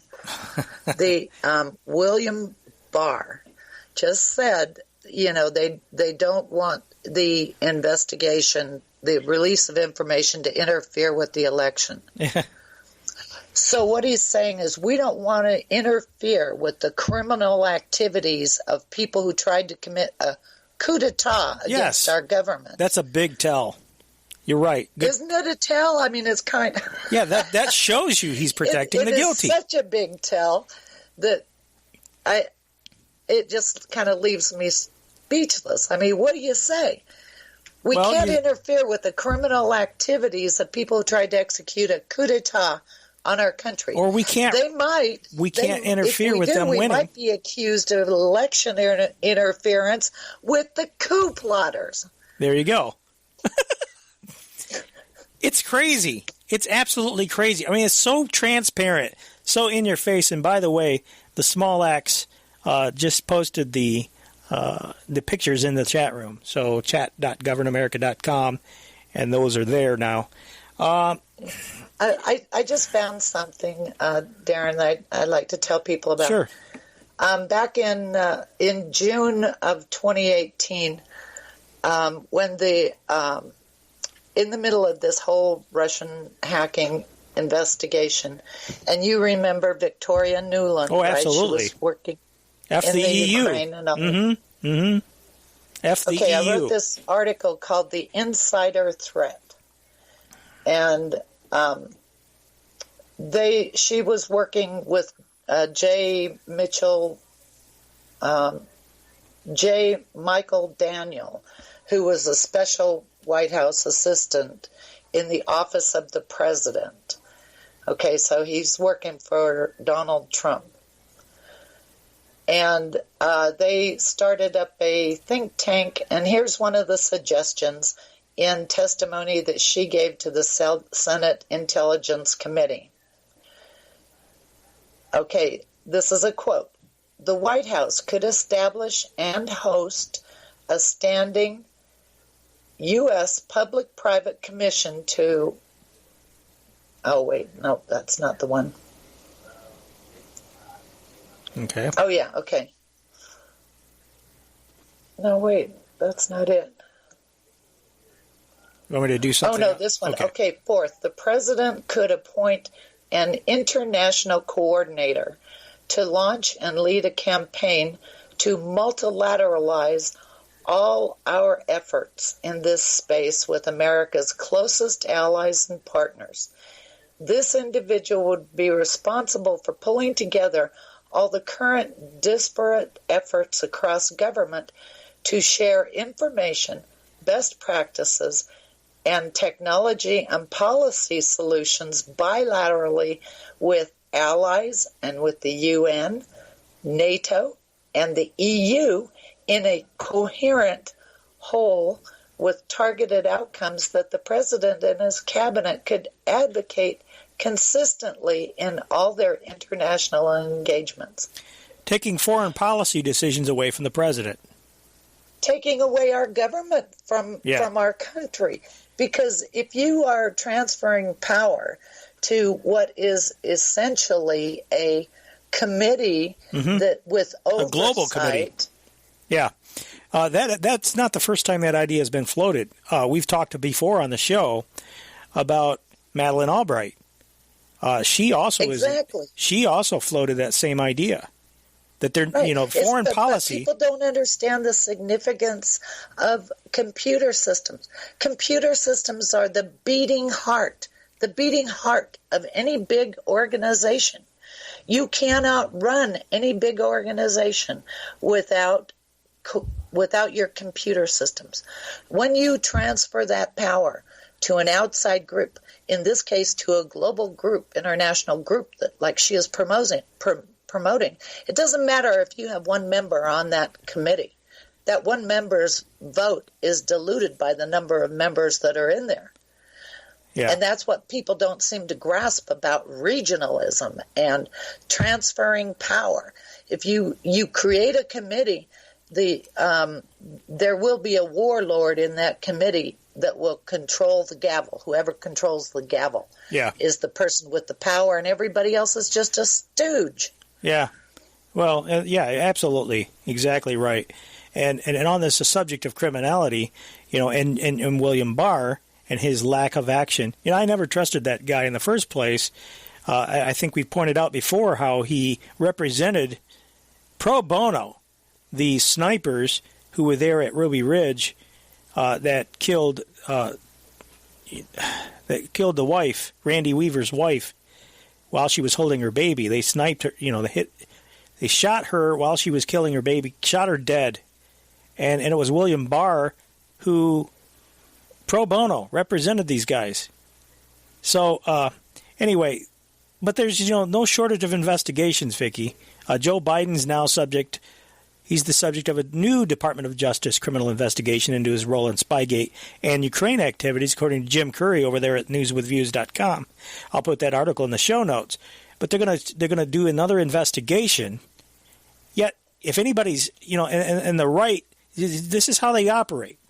This is how they operate, is to have investigation after investigation, give the right-wing press, the Fox Newses of the world, something to latch on to. Ooh, look at this. Oh, he's another, investigation. Ooh, and ah. And they'll put a limited hangout report out implicating people, but just like James Comey, there's never any prosecution. There's never any teeth to any of these investigations. This is the game that they're playing. That's exactly the game. Just like Bonnie Raitt said, let's give them something to talk about. Yeah, exactly. And that's exactly what they do. Speaking of talking, here's Devin Nunes on Fox News. This has been a very difficult task for us to get to the bottom of because you have corrupt officials. And I think that's the point here. Are you going to go back and elect somebody like Biden, who just the other night, Maria, had the audacity to go after President Trump once again for what? That Putin, I think he said he had Putin wrapped around his finger. And then he didn't answer the question of why did his son get $3.5 million from a Russian oligarch with ties to Putin? If Ivanka Trump had been bought a Big Mac in the Red Square by a Russian oligarch, they would have locked her up and they would have said, this is evidence of collusion. Here you have the media, which is the propaganda arm of the Democratic Party, ignoring all of this for the last 4 years. And now you have on a debate stage, why did your son get paid $3.5 million from a Russian oligarch? So here they've been blaming Republicans have something to do with Russia when the whole damn time they have something to do with Russia. I think what they think is that it's okay for them to take all this money and grift, but they'll just take and accuse Republicans of doing it to cover up their tracks. And that's basically what we knew about this the whole time. There was plenty of circumstantial evidence to know this, Maria, that the Clinton campaign had created all of this because they knew that 33,000 emails were out there somewhere. They knew that Jason Chaffetz and House Republicans were trying to find those emails. So what did they do? They created a sick fantasy. Hey, this was the Clinton campaign. I want you to remember this. The Clinton campaign created this sick fantasy.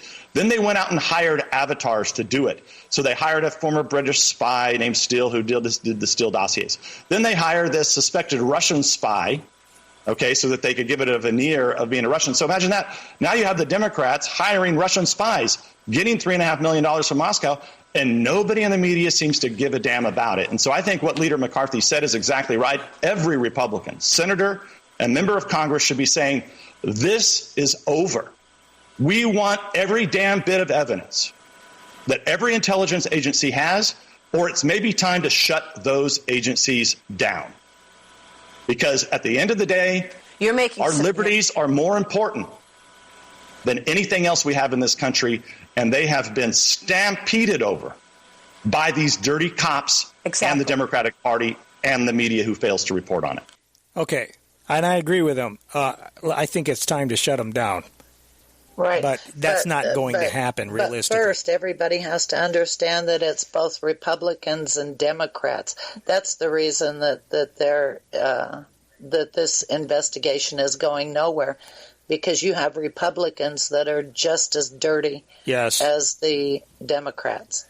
Yeah, so it's one of those classic cases that if you tell on me, it's mutually assured destruction, basically.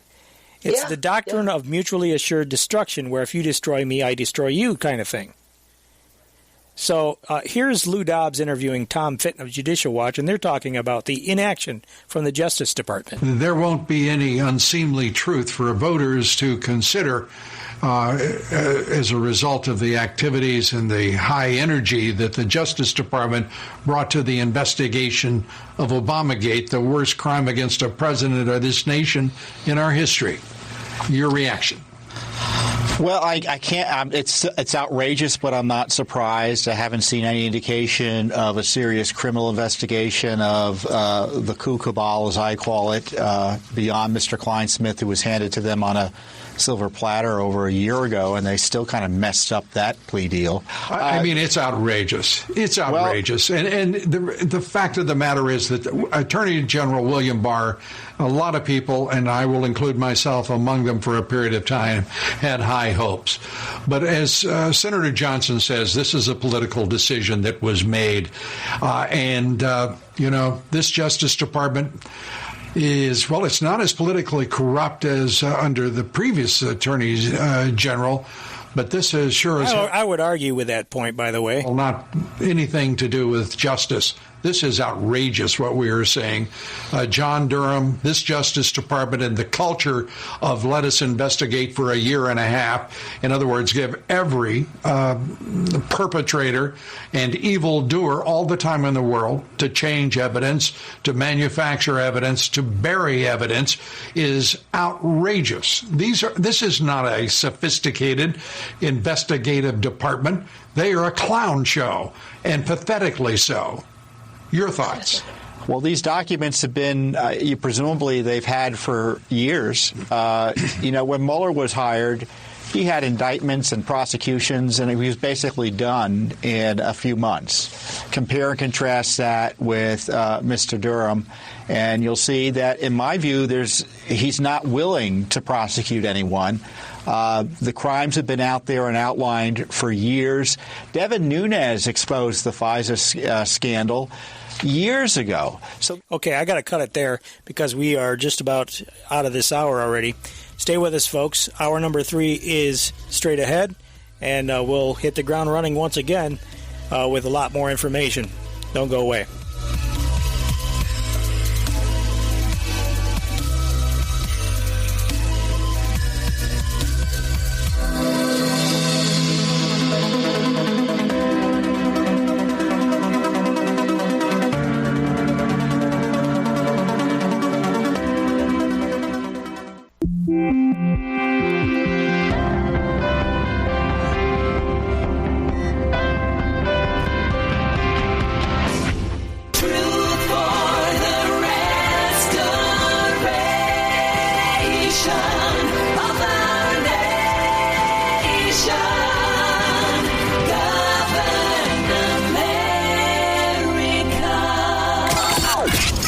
Before us the opportunity to forge for ourselves and for future generations a new world order. New world order. New world order. This is a moment to seize. The kaleidoscope has been shaken.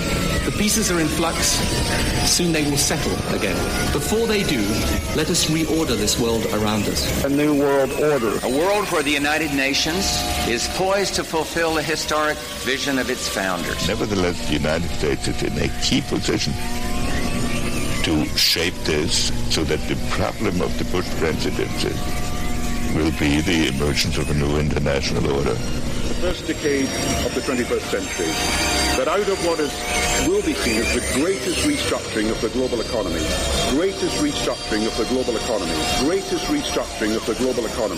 a new world order was created. Documenting the crisis of our republic. The very word secrecy is repugnant in a free and open society. And we are, as a people, inherently and historically opposed to secret societies, to secret oaths, and to secret proceedings. Waging war on the New World Order. In the councils of government, we must guard against the acquisition of unwarranted influence, whether sought or unsought, by the military-industrial complex. This is Govern America with Darren Weeks and Vicky Davis.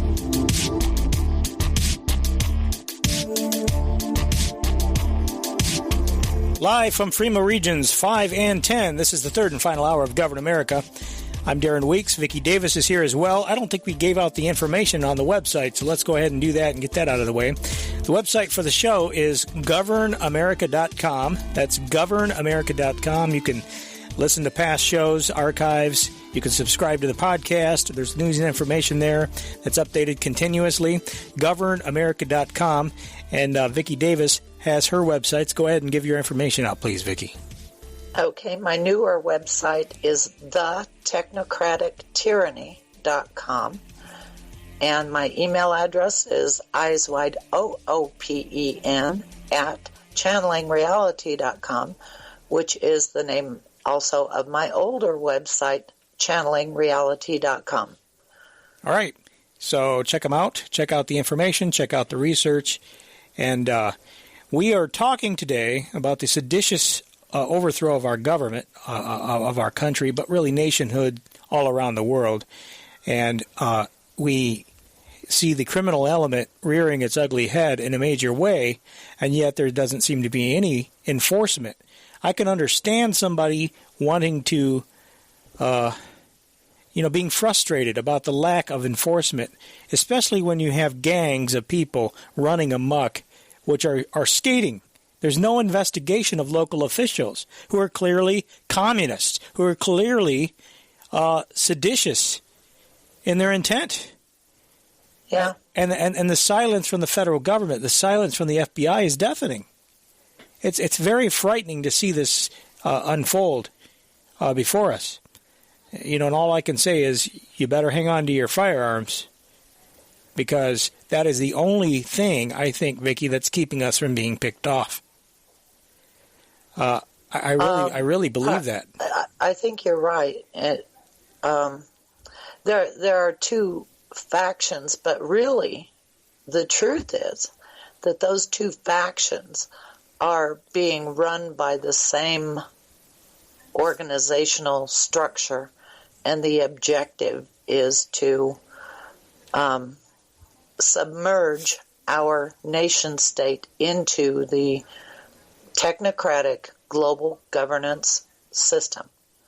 And so each one of the people that's involved, they're vying for their position in the new organizational structure. Yeah, is what I think is going on. And this probably is a good time to segue into the article that I wrote, because it's that organization that is running both parties that really needs to be exposed. Yeah. And once you understand this organizational structure, then it makes everything else make sense. Okay. Yeah. About a couple weeks ago, Tucker Carlson interviewed a guy named Darren Beatty of Revolver News. That the news website is revolver.news. And he came out saying that the coup plotters are people that are specialists. I think I have the audio here. You want me to play it? Yeah, I do. Please. I think this is it. Someone who's been watching all of this is Darren Beatty. He's a former speechwriter for President Trump. He works now with Revolver News, the website. He says this is part of a familiar plan. In a recent piece, Revolver argued that Democratic operatives, including some who testified during the impeachment proceedings, are adopting the same tactics that U.S. intel agencies use to start so-called color revolutions in places like Ukraine.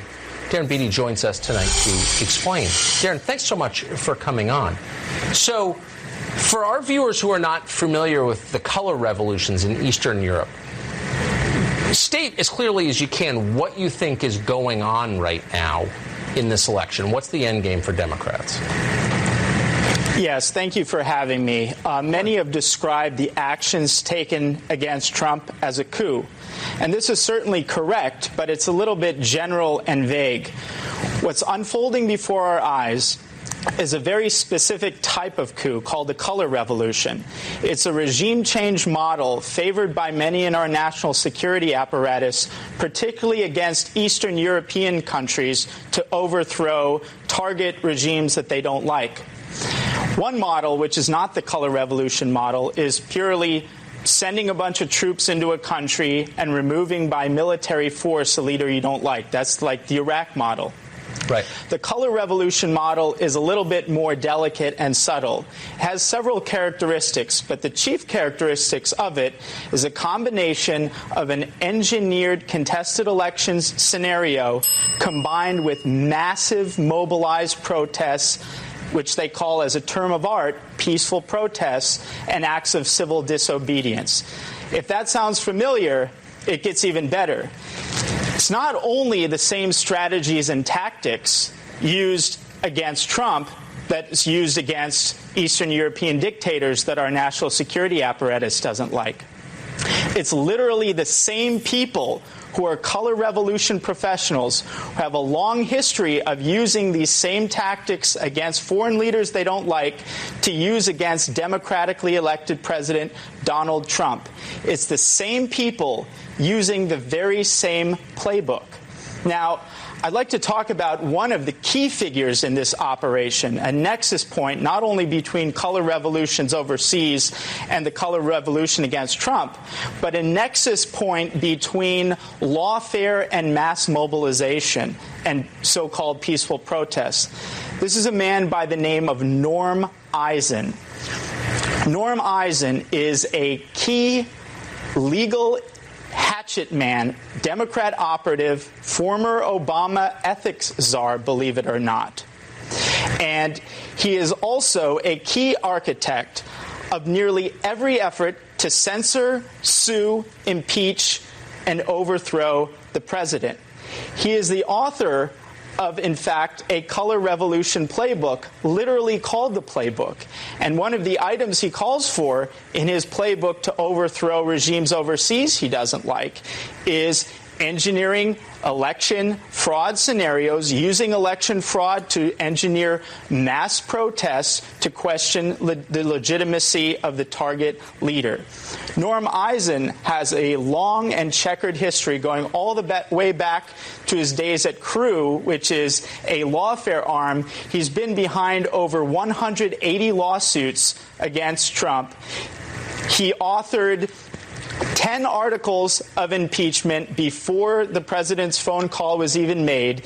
He was special counsel to the Democrats for the impeachment process. He was literally involved in every aspect of this color revolution against Trump. His latest act, and perhaps his greatest act coming up, is to use lawfare in order to overturn the 2020 election using various legal theories, principally his theory about... Norm Eisen. Remember the name. I'm sorry, Darren, we're out of time. I appreciate that. Okay, so there's the clip.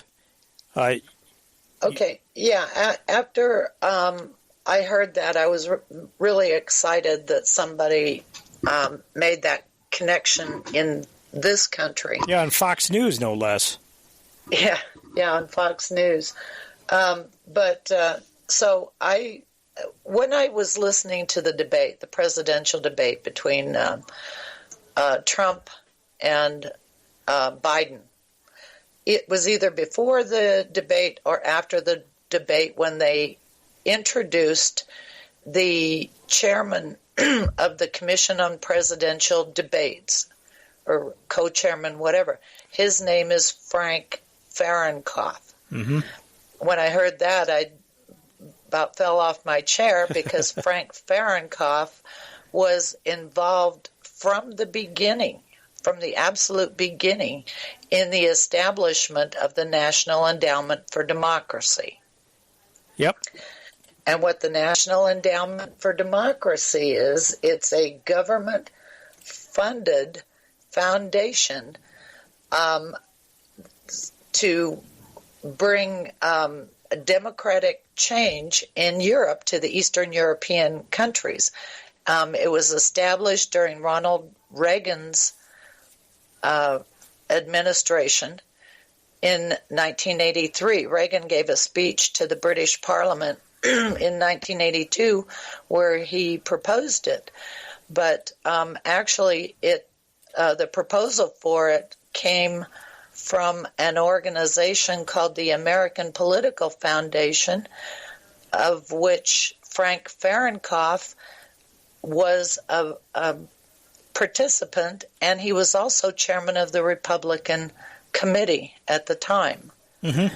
And William Brock, the U.S. trade representative that kicked off the Uruguay round of trade discussions that led to the establishment of the World Trade Organization, he was also a member.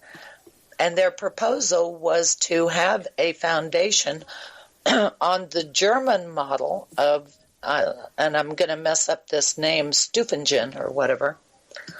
But the idea was to have foundations actually do the social organization in countries where they wanted to drop into place turnkey democracy. And the reason I call it turnkey democracy is because the four institutions of NED are the International Republican Institute, the National Democratic Institute, the Solidarity Center, which are the unions, and then the Center for International Enterprise, which is the Chamber of Commerce and Business. So with these four foundations representing the four key organizational structure of what you would call a society or a political system, they came up with the idea of the National Endowment for Democracy to basically drop turnkey democracy into these Eastern European countries. Mm-hmm. And Frank Fahrenkopf was there at the beginning and is still involved. He went on to establish the Commission on Presidential Debates. Yeah, which is all rigged. They choose who's going to win. Yes. I mean, it's so obvious once you understand the connection between the Republican committee leadership and the Democratic committee leadership being involved as members of this National Endowment for Democracy organization. It's just obvious that both parties are controlled from the same organization, and they have the same agenda. That's why we can year after year after year vote for people we think that are going to do something to make things better, make things change, whatever. But the agenda just keeps rolling on. Yeah, okay, now here is a very important paragraph. Okay, can you Vicky, hold your paragraph just for a minute, because to expand on your last point for just a moment. First of all, I've got this article from Revolver. Rigged, the chairman of the Presidential Debate Commission, is co-founder of Color Revolution organization linked to Steele dossier and more. That was Jason in Utah sent me that article.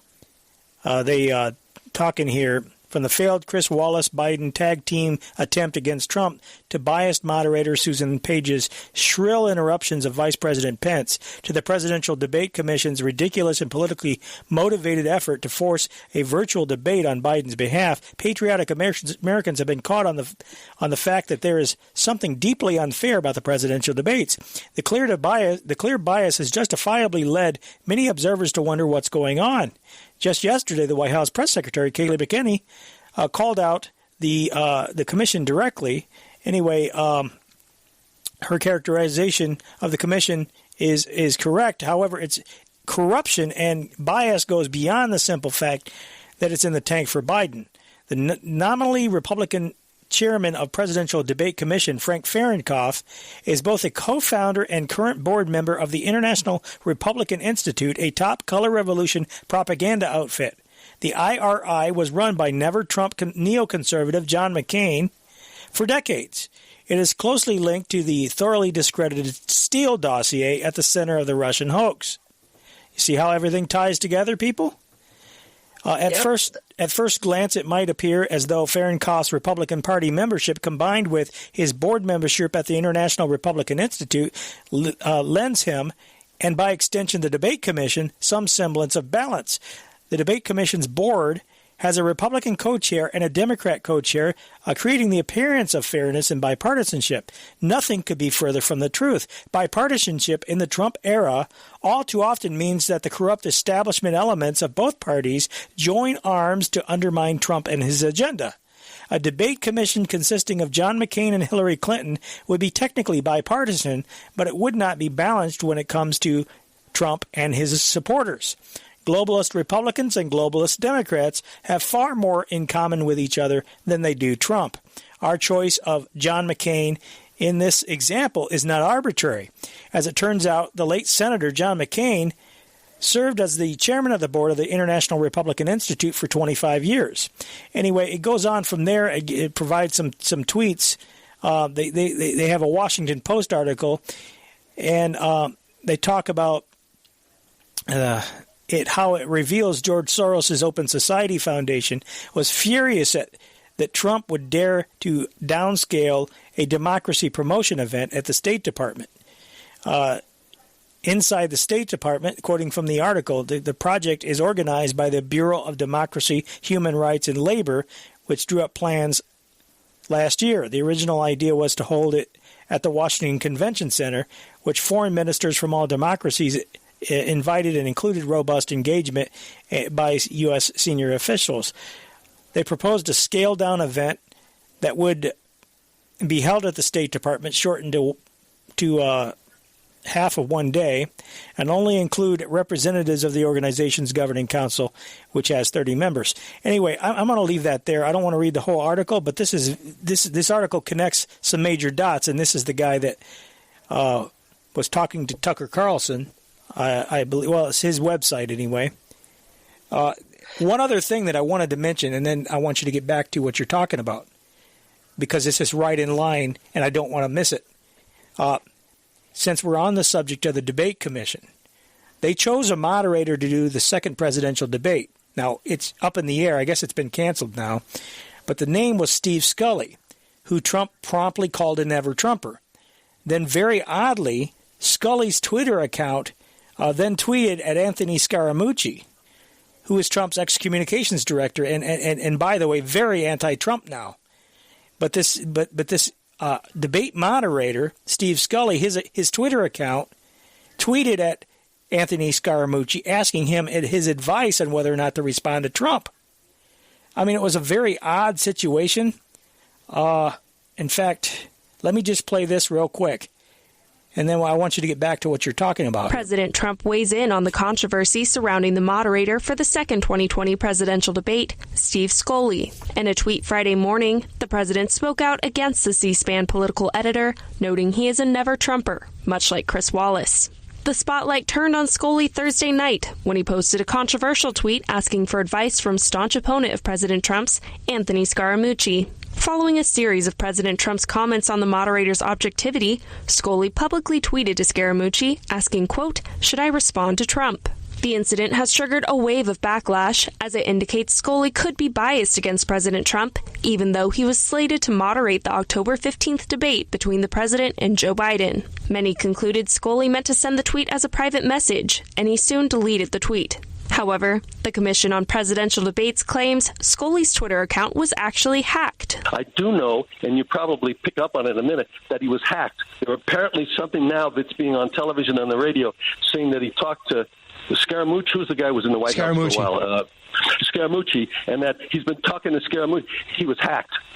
That it didn't happen. C-SPAN also took to Twitter to comment on the matter, saying Scully did not originate the tweet. Regardless, President Trump still points to Scully's professional history as an intern for Biden, indicating a likely bias. The October 15th debate has been canceled after President Trump refused to participate since the debate was slated to be held virtually. Okay, so that's the controversy. I just thought that was very interesting. Here you have the guy that's supposed to be neutral, and he's plotting, evidently, with Scaramucci, who's very, very anti-Trump now, probably always was, but, now he claims he's hacked. But these are the types of people. I don't know. I like Steve Scully. He's been was a C-SPAN host for years and years, and well, he might have a very good public persona. I thought he was always one of the better hosts in terms of being neutral. But could be just my perception at the time. Yeah, it could be an act. Yeah, very, very odd. Anyway, well, Trump seems to think he's not neutral. So anyway, we don't forget everything is playing out in the media.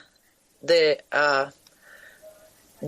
a media propaganda war, and so even if Steve Scully is totally neutral, he's still involved with the presidential debates, and we know that the commission is they are biased. I mean, they are globalists. Yeah. The paragraph that I was just going to read from the Presidential Debate Commission website is the following. Okay, begins, further, the CPD, which is the commission, provides technical assistance to emerging democracies and others interested in establishing debate traditions in their countries. In recent years, the staff worked with groups from Bosnia, Burundi, Colombia, Cote d'Ivoire, that's French, and I just hacked it there, Ghana, Haiti, Jamaica, Lebanon, Nigeria, Peru, Romania, Trinidad, and Tobago, Uganda, and the Ukraine. There you go. Okay. So, and farther down, when I was doing this research, I put all the documentation that I had on color revolutions and on National Endowment for Democracy, because in 2005, George W. Bush gave a speech, and he always used the phrase, freedom on the march. In one of his speeches, he mentioned all of the color revolutions, and so that was when I started researching color revolutions, and I found Ned. But the connection to U.S. Trade Representative Brock, William Brock, is very interesting, because that is how they have steered our political system and who gets elected, so that they could execute the plans for the global strategy of separating out the economy from the social political system. Mm-hmm. And it's these people that have done it. Yeah. And let me go down here. When I was doing this research, I found two pieces of legislation, resolutions that are in Congress right now. One of them, H-Res 1150, urging the government of Cote d'Ivoire, which I know I messed that up. No, I think you got it. Opposition leaders and all citizens to respect democratic principles, refrain from violence, and hold free, fair, transparent, and peaceful elections in October 2020. So the leaders of that country, I mean, that's the model. You know, opposition leaders and leaders. So that country has a target on their backs. Because if they don't get the outcome they want, then all of a sudden it wasn't a fair, free election. Right, and the other one I found is H-Res 1121, urging the government of Burma to hold free, fair, inclusive, transparent, participatory, and credible elections in November 2020. And again, if they don't get the outcome they want, the deep state, the globalists, then it's not a fair, inclusive, transparent, participatory election. They just do regime change, just like they tried to do in the Ukraine. And it's called spreading democracy. And before what's interesting, Vicky, is years ago, they used to just poison or hit a bullet to the head of the person they wanted to remove, but that was a little bit too blatant. Now they would much rather make it look more legitimate now, and just have the people rise up, but it's not really an organic thing. The people are not really rising up. It's paid protesters. It's rent-a-mob. It's people inciting riots. Everything we're seeing going on, ironically, in the United States now, you're right. It's the same model. All those people that have been saying it's the same model, they're right too. We are being color revolutionized right now before our eyes. Right. And you know what really bothers me, what is very disturbing to me, is that I heard once that our members of Congress don't get to pick their own aides. Their aides are chosen for them. Well, gee, I wonder who is choosing those aides. That's interesting. Who could it be? The Republican National Committee, maybe? So when you put all these pieces together, what you have is a picture of a totally controlled political system. Yeah, completely. Total sabotage. I mean, when your own staff isn't working for you, but they're actually working for who knows? The deep state, the intelligentsia, Republican National Committee, the seditionists, the people who are committing treason against our country. Yeah, and so you end up with situations. Another thing that I wrote is the political assassination of Steve King. He's a representative. I talked about this last week, I think. But Kevin McCarthy, who is the minority leader of the House, actually sided with the New York Times against Steve King, and he removed him from all of his committee assignments. He basically neutered Steve King. And Steve King was one of the best members of Congress we had on the issues of immigration. I don't know his other positions, but on the border, he was really good, right in there with Tom Tancredo, who's no longer in Congress. Anyway. Yeah. So you have enemy operatives in your own party, in your own caucuses and committees and whatever, and they're actually working for the global governance system. That's why this pile of manure won't flush down the toilet, why they won't prosecute anybody, and they just keep investigating and investigating.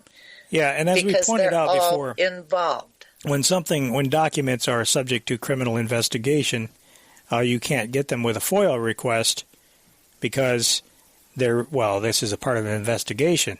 So I think that's one reason Trump's been very busy trying to declassify a lot of things. As a matter of fact, that's one thing that they said he was busy at work when he was at Walter Reed. That's what he was working on, was declassification. But if Gina Haspel and the people who are controlling the agencies won't declassify the documents, or they're delaying, stonewalling, everything they can to try to get past the election, it's incredible. And so how could they deal with that? They could have a couple of Federal Protective Service guys march into the office where she is and arrest her, remove her. She's not a barrier. She's an employee. She's a government employee. Yep. And imagine what the media would do. But at some point, what? Yes, So at what? some point they're going to have to ignore the media. At some point, people have to say, enough. We've had enough of this. Nonsense. Enough of this. And it's time to really get serious about stopping it. Hey, I think this is Ilhan Omar. I think this is a germane clip. Hold on. Let's see if I can get it to play. As long as our economy and political systems prioritize profit without considering who is profiting, who is being shut out, we will perpetuate this inequality. So we cannot stop at criminal justice system. We must begin the work of dismantling the whole system of oppression wherever we find it. Dismantle the system. Does this sound familiar? Yeah, and who brought those people in? I'm kind of suspecting that I've heard that China, once China gets in control, then they bring in these people from Africa to do their dirty work for them on the ground. Mm-hmm. And I do know that in the area where I live, the International Rescue Committee that has their founding roots in communism, communists founded it, they were massively importing people into this area to change the demographics, change the vote, trying to turn us into a blue state. And they've done a pretty darn good job. We have a lot of rhinos in the Idaho legislature. Mm-hmm. Yeah, we have a lot of rhinos everywhere. But see, here's the thing. Okay, I could expect hearing that from an extremist like Ilhan Omar or even Alexandria Ocasio-Cortez, but I would not expect to hear something like that from a website called Zero Hedge. But yet, that is exactly what they tweeted out, which, I responded, because the article is, "Isn't it obvious we need a new system?" And it was an article that they picked up from Charles Hugh Smith of the blog Of Two Minds. And I'll put both of these in the show notes, but they're both the same article. But Zero Hedge picked it up and carried it. And I responded on Twitter to Zero Hedge when I saw the tweet. I said, no, that is exactly what they want you to say. The World Economic Forum, pressure from above, and the Black Lives Matter / Antifa, pressure from below, are all wanting to, quote, dismantle the system. How about instead of destroying our system, we the people actually enforce it? So they deleted the tweet. The problem is they didn't delete the article off their website. But it's, I'll put the article in the... Go ahead. Yeah, you're exactly right, Darren. And that's the importance Vicky, of knowing the history. This goes in line with what we were talking about before with these people that were arrested. Because they're anarchists. They want to take down the system. What they don't realize is anarchists are tools. Anarchists are being used. For all of his smarts about the Constitution, for all of his smarts about the Founding Fathers, this is what Ammon Bundy doesn't understand. All of these people who want to take down the system. Wouldn't it have been nice if we ever were to experience the real constitutional system in our country? Instead of taking it down, we should be working for restoration of the constitutional system that none of us have lived under our entire lives. That's the problem. We have never lived under the constitutional system we're supposedly living under. Yeah, I think the coup d'etat actually started after World War II, when they began, building the security state, and then the quote economic development system, the redevelopment of Europe. Economic development means converting the system to a global harmonized system for a condominium management system over all the countries. Yeah. I mean, it's exactly what they accused Hitler of wanting to do, and it's what every dictator in history has ever wanted to do, which is to control everything. Yeah. And speaking of, I don't know, did you cover what you wanted to cover of your article? I don't want to I want to make sure you have enough time. Yeah, no, I just wanted to make that connection between Frank Fahrenkopf, the debates, the presidential debates, and the National Endowment for Democracy. Yeah, absolutely. Speaking of dictators and evil people, Nancy Pelosi is trying to get legislation passed to, it's the same thing all over again, the 25th Amendment. She wants to set up a commission now, a 25th Amendment commission.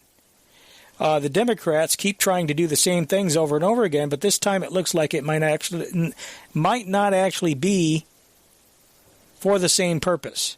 Here's a report. President Trump rails against House Speaker Nancy Pelosi, calling her crazy.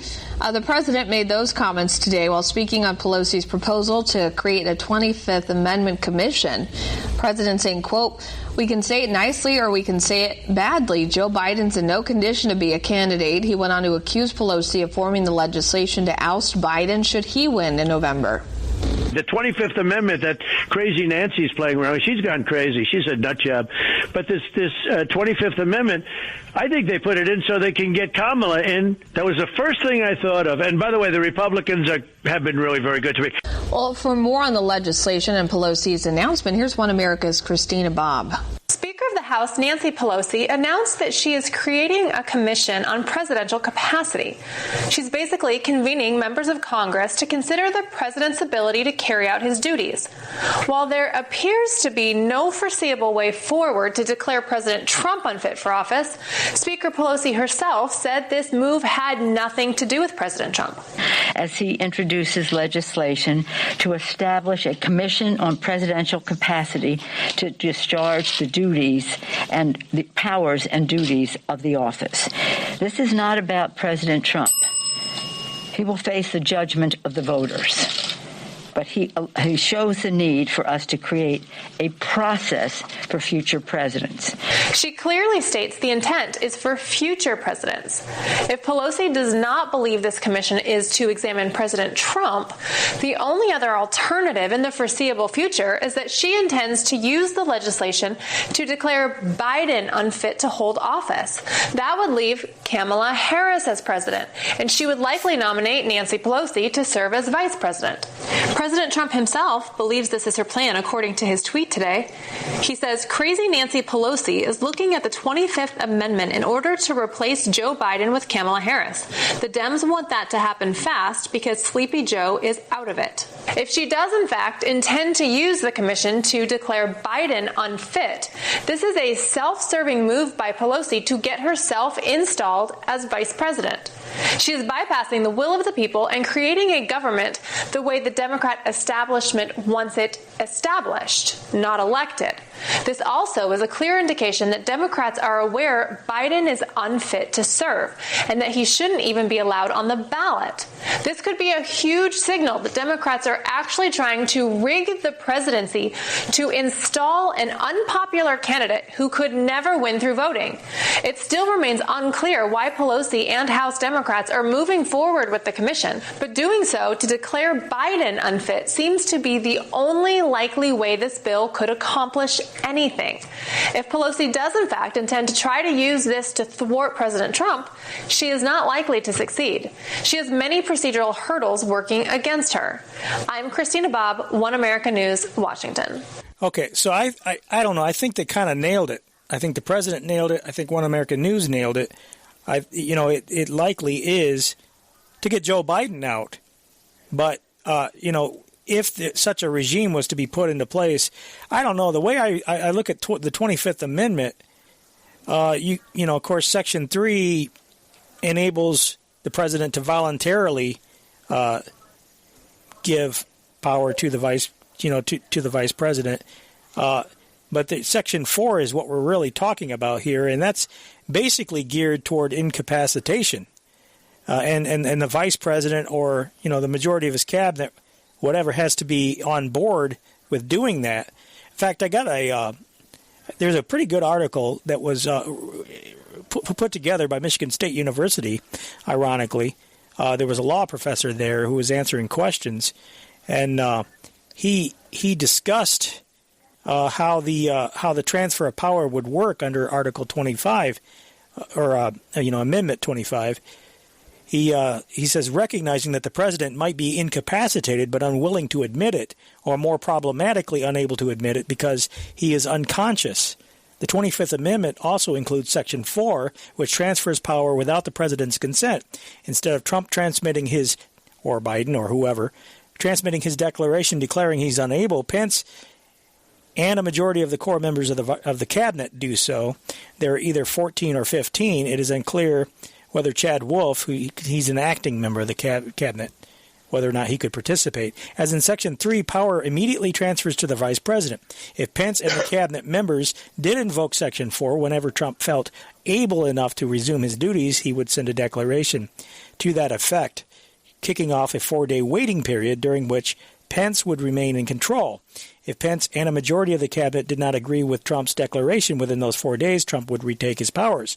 If Pence and the cabinet did agree, the question would get kicked to Congress, and Pence in charge in the interim. Unless both houses agree by a 2/3 majority within 21 days that Trump was unable to serve, Trump would retake power. But even if Trump lost the congressional vote, he would not be removed from office, and he could try again and again to retake his powers using the same process. He says Section 4 thus stacks the deck heavily in the president's favor in a contested case. Impeachment requires far fewer ducks to be aligned in a row against him. It does so on purpose. The point of Section 4 is to transfer power swiftly and certainly when the president is completely incapacitated, as in comatose. But to protect the president from being stripped of power in all but the most clear-cut situations. By making it hard to invoke, Section 4 ensured that it would not be used against a president who was merely, quote-unquote, unfit for office. It really is about incapacitation, the unmanned helm. Anyway. Yeah, so Nancy is trying to use a committee structure to usurp the power of the executive branch. Exactly. Yeah, I don't think it's going to work. The Republicans would never vote for that. Well, what president would vote for it? What president would not veto would something? Sign it into law. Or even allow it to become law without a signature. So yeah, it's I think it's a political stunt. And then good luck getting an override. Yeah, so. I think it's a political stunt. But we were talking about all the sedition. How old is Nancy Pelosi? She's a dinosaur. How much longer do you think she's going to carry on? I don't know what she gets out of it. She's got, I'm sure, millions of dollars. Why doesn't she just retire and go enjoy her life? That's what I don't get about all of these people. But the power. It's the power, yeah. The power goes to their head. So it's got to be that. And speaking of power going to people's head, how's this for a transition? Here's another article or another piece about Adam Schiff and his staffers and their incredible corruption. Democratic Congressman Adam Schiff has repeatedly made headlines for his vicious and unwarranted attacks on President Trump since he took office. But Schiff has some skeletons in his own closet that the mainstream media seems reluctant to investigate. For example, his apparently extensive connections to Ukraine. Back when the Ukrainian collusion scandal was just getting underway last year, Schiff's staffer, Thomas Eager, visited Ukraine from August 24th through the 31st. It's important to note that Eager is a member of the Atlantic Council. That's a left-wing think tank and a shadowy organization financed by some of the most sinister people in politics today, including George Soros. Eager's trip was also paid for by the Atlantic Council, which works with and is also funded by none other than Burisma, the Ukrainian gas company at the center of the corruption scandal involving Joe and Hunter Biden. So, to summarize, Adam Schiff, who was investigating President Trump for looking into Burisma, sends his own staffer on a trip to Ukraine that's paid for in part by Burisma. That's not Adam Schiff's only questionable connection to Ukraine, however, as it appears he has lingering contact with a shady Ukrainian oligarch, Igor Pasternak. The Kazakhstan-born billionaire now manages his own aerospace company called Worldwide Aeroscorp, which, among other things, fulfills defense contracts for Ukraine and the United States. But Pasternak also has a hand in siphoning money to prominent politicians in both parties, including Adam Schiff. Back in 2013, he held a fundraiser for Schiff at his Washington, D.C. mansion, where guests were charged up to $2,500 for attending. All checks were to be made payable to Adam Schiff for Congress. After that, Schiff went to bat for Pasternak, and Schiff's lobbying firm even managed to secure a $60 million contract from the Pentagon for one of Pasternak's projects. But that's clearly not an example of quid pro quo. Adam Schiff also appears to be financially connected to at least two U.S. corporations tied to the $7.4 billion corruption scandal involving Ukrainian gas giant Burisma. Schiff's own financial records reveal he was invested in BlackRock and Franklin Templeton Investments, both of which were named in a money laundering scheme by Ukrainian lawmakers. None of this will ever be mentioned by the mainstream media. But it seems clear that if Democrats actually want to look at foreign collusion, the best place to start would be in their own party. For One American News, I'm Pearson Sharp. Well, I don't know if you have any comments on that. Just wow. And no news outfit is interested in covering that, and they had so much opportunity to cover it. That's really amazing. Well, that's an incredible just One American report. News, and they've got a very limited audience, although, like I say, it's growing because so many people have become disgusted with Fox News. I mean, there's only Tucker Carlson, in my opinion. He's the only one worth watching on that network. And he's lost most of his advertisers. Mm-hmm. I mean, if it wasn't for the MyPillow guy, he probably wouldn't have a show. And I don't know, they must be losing money on it. But for some reason, I think the lead-in to Hannity, Tucker's got a huge audience, and so that audience carries over into Hannity, I think. So it's serving a purpose because Hannity still has his advertising intact. But anyway, we've talked a lot about the lawlessness. A number of cops have died to the ambush-style attacks. Larry Elder's a black talk show host, and he's been dispelling false narratives. One of those false narratives are that cops are mowing down black people everywhere. He was on Fox Business. Well, protesters gathered outside the hospital where the deputies were being treated. They shouted expletives. One man yelled, "Y'all gonna die one by one." Oh, dear. Our voice of reason from California is Larry Elder, and he joins us now. Larry, that was a shocking ambush and a shocking demonstration from those so-called protesters. What's your take here? What's going on? Well, it certainly was. And, Stuart, let's not also forget the gentleman who filmed this ambush. It was about 1 minute and 15 seconds long or so. You can see it on YouTube, where he was gleefully, almost like a home baseball announcer, giving play-by-play, and the home team hit a home run. He was that ecstatic about the fact that these officers were shot point-blank, as you pointed out, ambush style. It's very difficult to disconnect the anti-cop rhetoric with what happened. I remember in the latter part of Barack Obama's term, there were 2 officers out your way who were shot ambush style while sitting in their squad cars. Officers Lee and Rambos. 3 officers in Baton Rouge killed ambush style. 5 in Dallas killed ambush style, all by black men who either posted on social media or told friends that they believed this fake narrative that the police were mowing down black people just because they're black. And I point out again, it is a fake narrative. The stats do not show that. In fact, there are more cops killed last year, 49, than unarmed black men, 25, killed by the police. Where's Black Lives Matter on the cops who were killed ambush style? It's outrageous, absolutely outrageous, and I absolutely understand Donald Trump's anger about this. What's the response and what's the feeling in the black community in Los Angeles? Well, the polls show that the percentage of blacks who want the police staffing to remain the same or increase is identical to those whites who want police staffing to remain or to be increased. The majority of people living in the black community are law-abiding, drug-abstaining, tax-paying, hard-working people who want the police there. I recall rapper Tupac once famously said, blacks need the police more than anybody else because of the crime element that's there. So law-abiding people are outraged by this, and that's why I believe that Donald Trump is going to get a far higher percentage of the black vote than I think the pundits are expecting. So what's the solution to all of these ambush-style attacks? Let's bring in the very people who are killing the police, the very people who are engaging in the ambushing, the violence, and let's have them reimagine policing. Let's bring them in and have them police the public. The folks in law enforcement that share the goals of reimagining policing. Reimagining policing in the 21st century.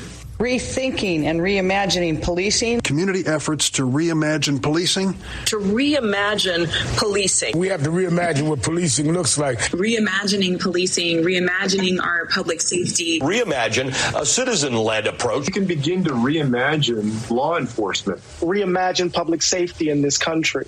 What can we do to reimagine public safety? Reimagining public safety. To reimagine public safety. We must reimagine what public safety looks like. So there you go. You think they got their talking points, Vicky? You think somebody's coordinating something? It does sound like they kind of had a meeting in the background. They're all in sync. They're all in. Absolutely. Maybe we're the only ones that are on the outside. We're the conspiracy nuts. We're imagining that they're saying reimagining policing.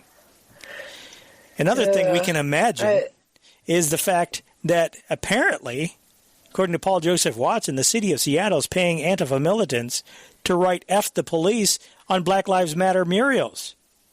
There was this video that was put out by one of these guys that were doing a mural, and in fact, I got the audio from his. Let's see. Give me just a second. Okay, in the first part of this, he's walking around. He's talking. He's showing the mural, showing all the slogans that they're putting on the mural. You know, many of the things is F the police, and big. All the same kinds of things that you see at these protests. Abolish capitalism, no good cops in a racist system, abolish ICE, but F the police is one of them.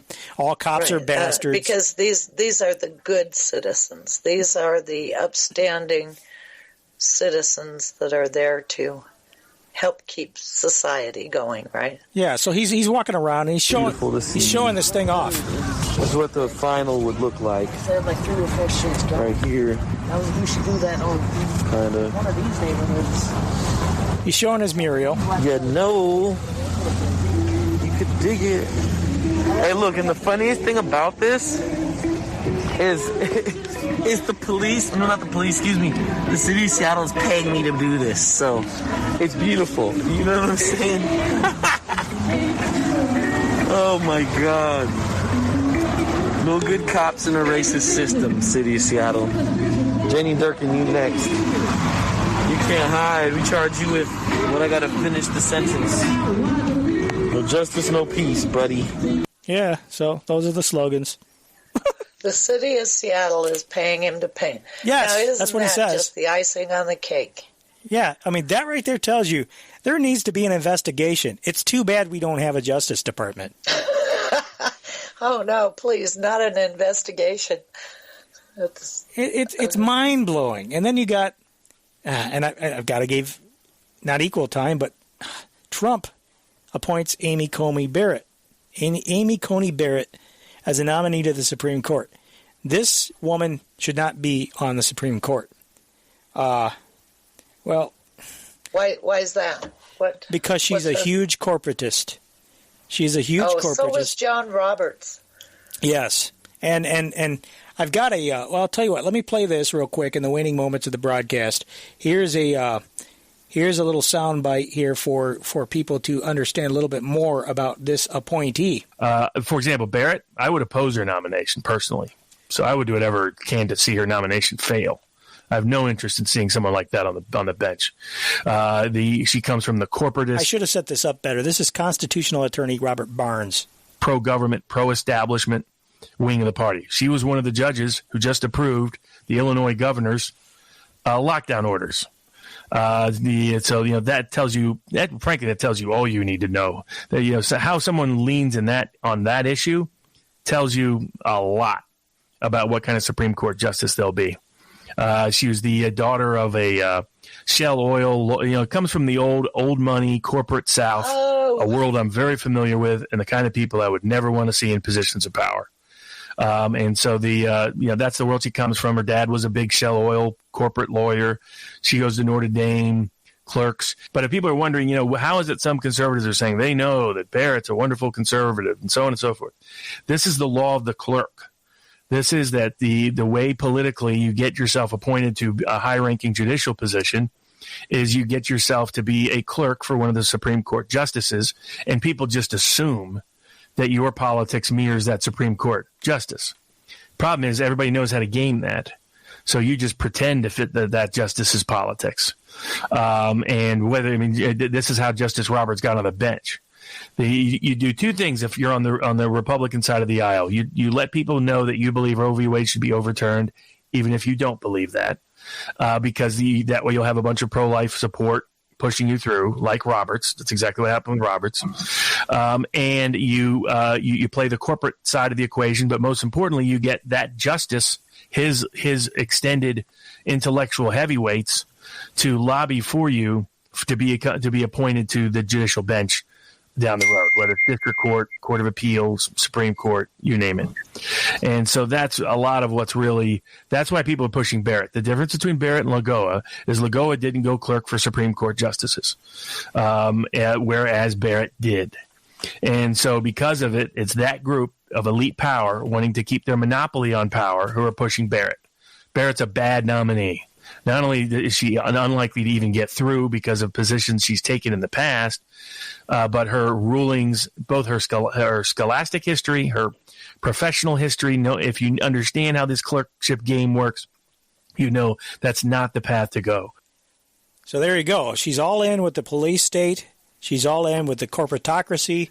So it's really, I disagree with him on one point. I think she won't have any problem getting in there. I think confirmation is almost certain. I think she'll be confirmed. Yeah. But he said the magic words for me. You know, her father worked for Shell, Dutch Royal Shell. Mm-hmm. So there you go. And there's an article, a pretty good article that Chuck Baldwin wrote about this as well, which I don't have time to share from, but I'll put it in the show notes. So another phony conservative. So very disappointing, but par for the course as we see that Trump is a part of that system. He's all in with the police state, all in with the aspects of the corporatocracy, certainly. I wish people had more of an appreciation for the system they are destroying. Yeah, because I do think, honestly, I think to a certain extent, I think Trump wants certain things positive, like the scaling down of troops. I genuinely believe it bothers him to see people killed in these senseless wars. I got an article from Sputnik, U.S. to reduce troops numbers in Afghanistan to 2,500 by early 2021. He's tried to take the troops out of Syria a number of times, and always something seems to happen. So in that regard, he seems to want to try to do certain things that help, but at the same time, he's all in with the technocracy, the deep state control over everything, and certainly corporate control of everything is not the direction we want. It certainly isn't conducive to freedom. Absolutely. Yep. Anyway. It's fascism. We're out of time, Vicky. Fastest 3 hours in talk radio. It sure is. Thank you. Well, it's been fun as usual. As always, thank you for everything you do. Thank you, ladies and gentlemen, for joining us, and join us back here next week. Pray for this republic. Do what you can to restore it. God bless you, folks. Bye-bye.